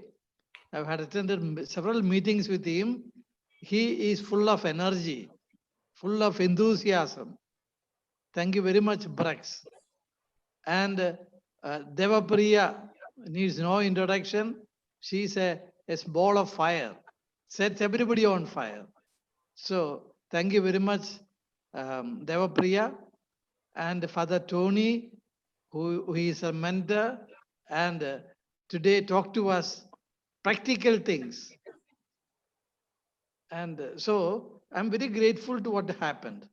Sure. Thank you very much. Thank you very much for your positive feedback and appreciation, Father Robert Athikal. Anyone else? Feel free to speak. You can fill the feedback form in the chat box, comment box. Brex Aravalo, yeah, you want to say something like final words? Okay. My final words are, well, I hope to continue the discussion first and foremost. I'm just here to share some of my own thoughts, but really, I think the value of this is that we talk to each other, and then we continue the discussion even well after this conference. Thank you to all the organizers, Father Anthony, Father Robert, Father Tony, Devo, anyone else that I'm missing who were instrumental in setting this up.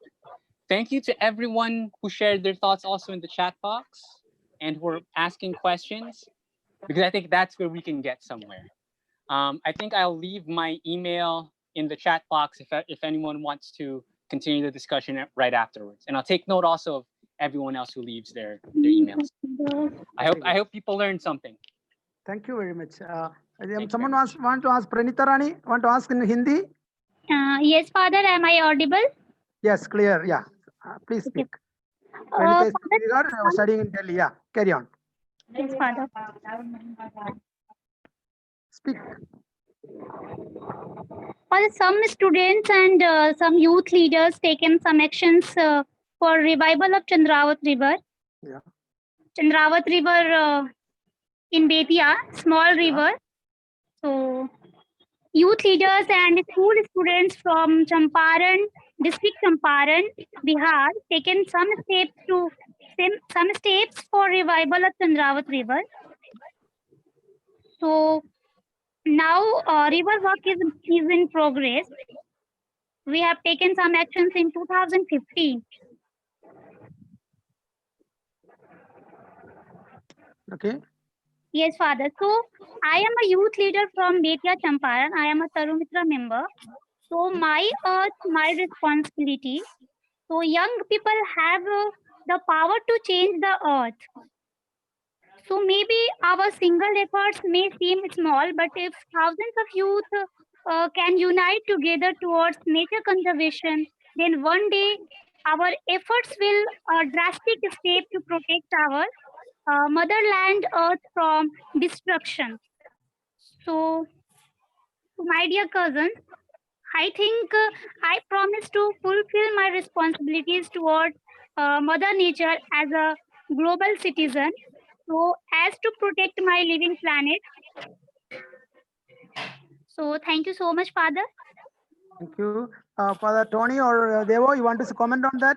Pranita Rani, a young girl from in the state from state of Bihar, and was Yeah, Delhi. this Yeah. very true thing about Champaran, Chandravati River, right in front of the KR school, Krishraja school, India, and the youth of various schools in Champaran take positive efforts.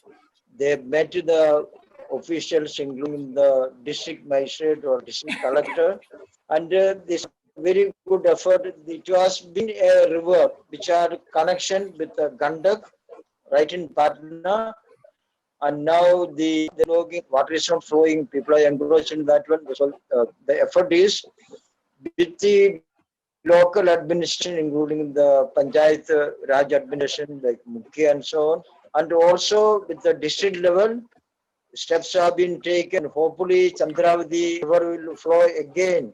The streams of water will go, and now it's almost like a lagoon with ice and there's water. Vegetables growing in that and lot of mosquitoes, and this change will change everything. So instead of water hyacinth, there would be fresh. Maybe we can have lotus, water lilies, and so on. And that would be a site for the West Chambaran. And I hope this effort will be fruitful. And we on our own, whatever help we can give. Okay, and it's very good. We congratulate all the students for this good effort. Keep it up very much. Pranita, you're really a leader with full of fire and energy and enthusiasm. Welcome. Okay. Thank you, Father Tony. And when this Pranita Rani, when she was studying ninth, she had come, and 3 times she had come to Kerala, Tapadi. And she's, of course, as Father Tony said, she's very vibrant. And there are many youngsters, youth, students. They're ready to uh, promote and preserve our Mother Earth. And like Pranita Rani, I think we have to be together. We can make a difference. That is, I think, message of Pranita just now. She said. Others can also speak. Kindly feel free to ask questions. We can give 5 more minutes. Then meanwhile, you can fill the your feedback form, and then we'll go for vote of thanks and we'll wind up. Now, yes, Father Robert, you please speak. Tony, Yeah. We have been hearing about these elephants in Mattapadi area. Yeah. Are they still the elephants? Do they visit you? Just a simple question. See, the question we coexist with the nature. All animals, not only elephant. We have deer, peacock, and other animals, birds, and the good plant trees. Within in this lockdown, we have planted almost more than 1,000 saplings in our campus, and the forest department has given around 1,500 nice saplings, and it has systematically we have planted, and I hopefully this will become bigger forest. Now it is a good forest, very greenery, and of course the animals and variety of birds come here, and campus is now better. Tarumitra Adi campus Attapadi. So I hope Brex Varavalo will come in future to our area Attapadi, Kerala. It's, Yeah. most indigenous people are here more. So, and others also who have attended this webinar, all are welcome for this, to our campus. Now, any other one, any other would like to talk, kindly feel free. Deva, you want to say final words? Yeah, filled with so much of energy and passion, especially listening to the young leaders and inspiration like Father Tony, Father Robert, Father Anthony, you yourself, you are a volcano of energy, and listening to Pranita. Yeah, like one of the best volunteers that Tarumitra ever has. Her association with Tarumitra has been, you can say, much earlier than mine. I continuously working. She has represented Tarumitra not only in Kerala but in Gujarat also. And while doing her studies in Delhi, she has been like keeping track of whatever is happening. All the volunteers, I would like to take maybe one more name. Sadre Alamji. Sadre Alamji has also had a very essential role of taking care of volunteers, taking them to the Kerala, Gujarat for summer camp and all. Because you need to have the youth, you need to have the schools, take them to the spot where they can, instead of like theoretical thing, they can do thing in practicality. And with their own experience, they can inspire the younger generation. So thank you, Pranita, and congratulations for that. Same also goes to Sadriagan and all the other volunteers from the Betia Champaran district. My regards to Brex that you also came up with so many good ideas and you gave your points today, especially that what we can be doing in this COVID area and after the post-COVID also, and how we can be connected. And I thank you to you for that, Brex. And I also go by the idea of Father Robert that yes, we should connect more. We should connect more. There is no physical, I think there is only physical distancing, but there is no social distancing, no scope of social distancing. And maybe we can, and we can have a virtual eco fest. That is my suggestion to you, Father Anthony. Can have a virtual eco fest. Okay, virtual international eco fest. Maybe we can come up with a lot of ideas. Congratulations to Father Anthony and all his team members for conducting this 2 days full international webinar. Congratulations to all of you. Thank you. Thank you, Deva Priyadatta. Is there anyone wants to speak final? If it is not there, let us gently wind up the session. And we feel very happy that you have all attended both days for more than 2 hours for this webinar. And now I request Ms. Ashwati, you, our Adi counselor, to propose the word of thanks. Okay. First of all, we are happy to organize this international webinar on ecological concerns during the COVID era. We are organizing this together with TARUMITRA Patna and Global Eco-Jessuit Network for environmental collaboration. It was a great pleasure for us connecting internationally with people from all over India and abroad. First of all, I would like to thank all the speakers who presented very well in the webinar. Thank you, Mr. Drex Aravalo from Philippines. Philippines Eco-Jessuit Network. You spoke about youth leadership for ecology during the COVID. It was very excellent and very informative. And thank you very much. And I would like to thank Ms. Devapriya Datta, the UN representative of TARUMITRA.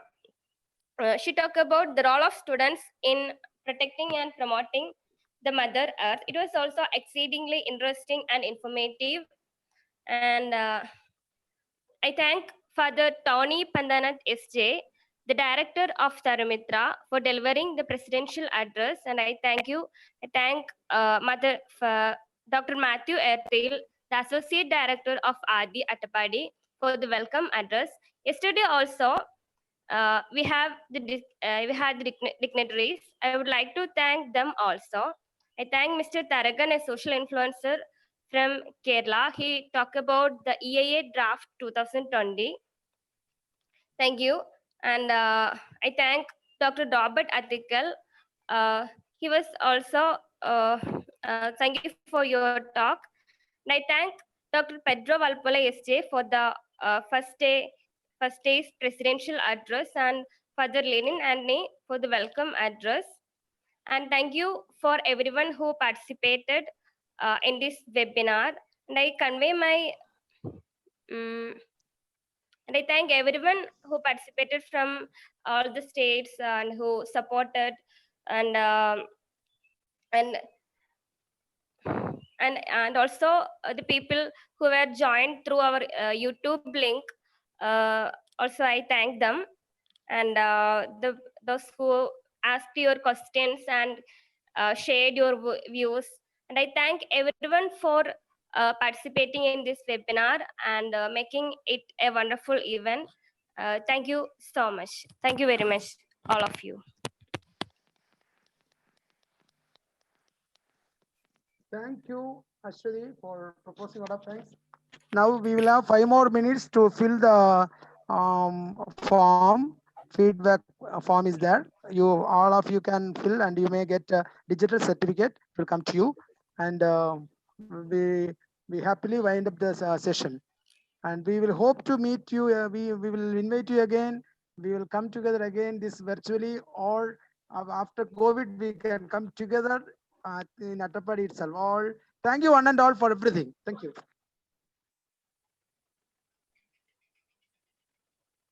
We can have some friendly chat now. The officially international webinar has been concluded. Father Robert, do you have any other informal questions and so on? Can be had? I mean, we can have a informal chatting. You know, recently one student from Ranchi told me, you know, he happened to visit Attapadi maybe last year or year before. He said he could not believe it is so beautiful, so green, so woody. And he said, I love to go back again and again there. So that could be a nice way of putting it, inviting you to visit Attapadi. It's just 1 hour from Coimbatore station.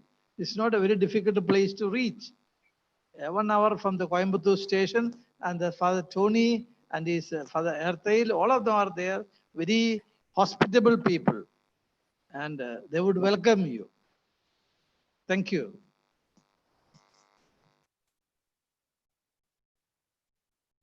Yes, thank you, Father. Any other?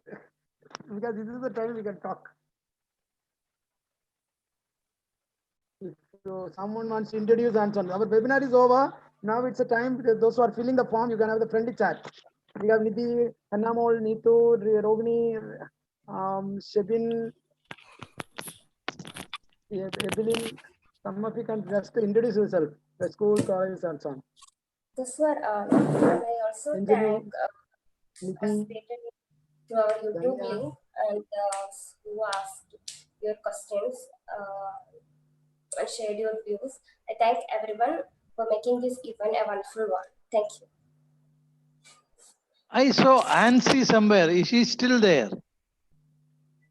Ansi from Sri Chanakya University.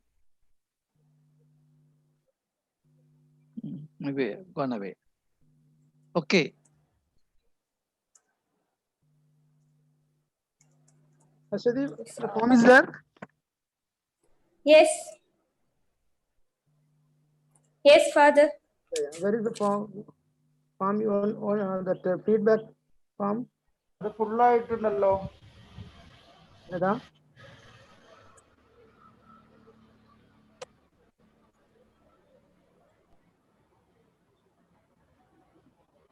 Thank you very much. So when are you planning to come to India again?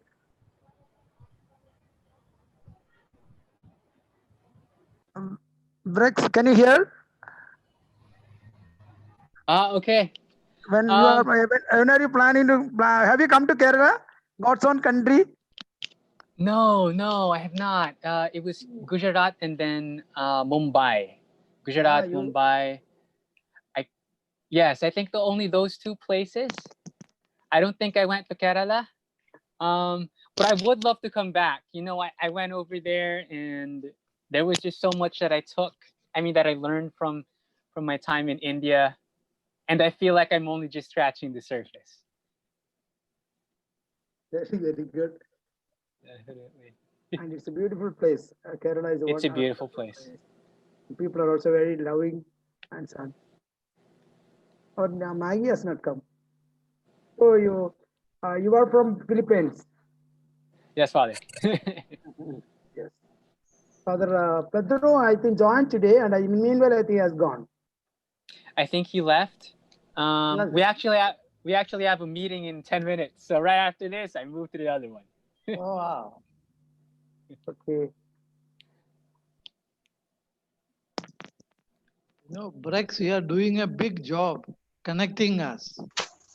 I hope I hope I'm doing well, Father Robert. It's very challenging because there's so many things that you have to work on. Hello, sir. Brex, remember the WhatsApp that you sent me regarding the 3 programs that is happening?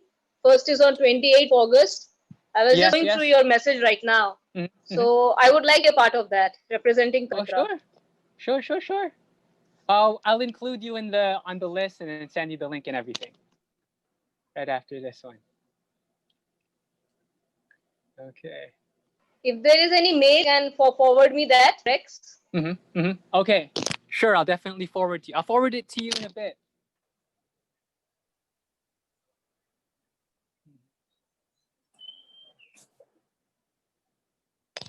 Oh, did you hear me?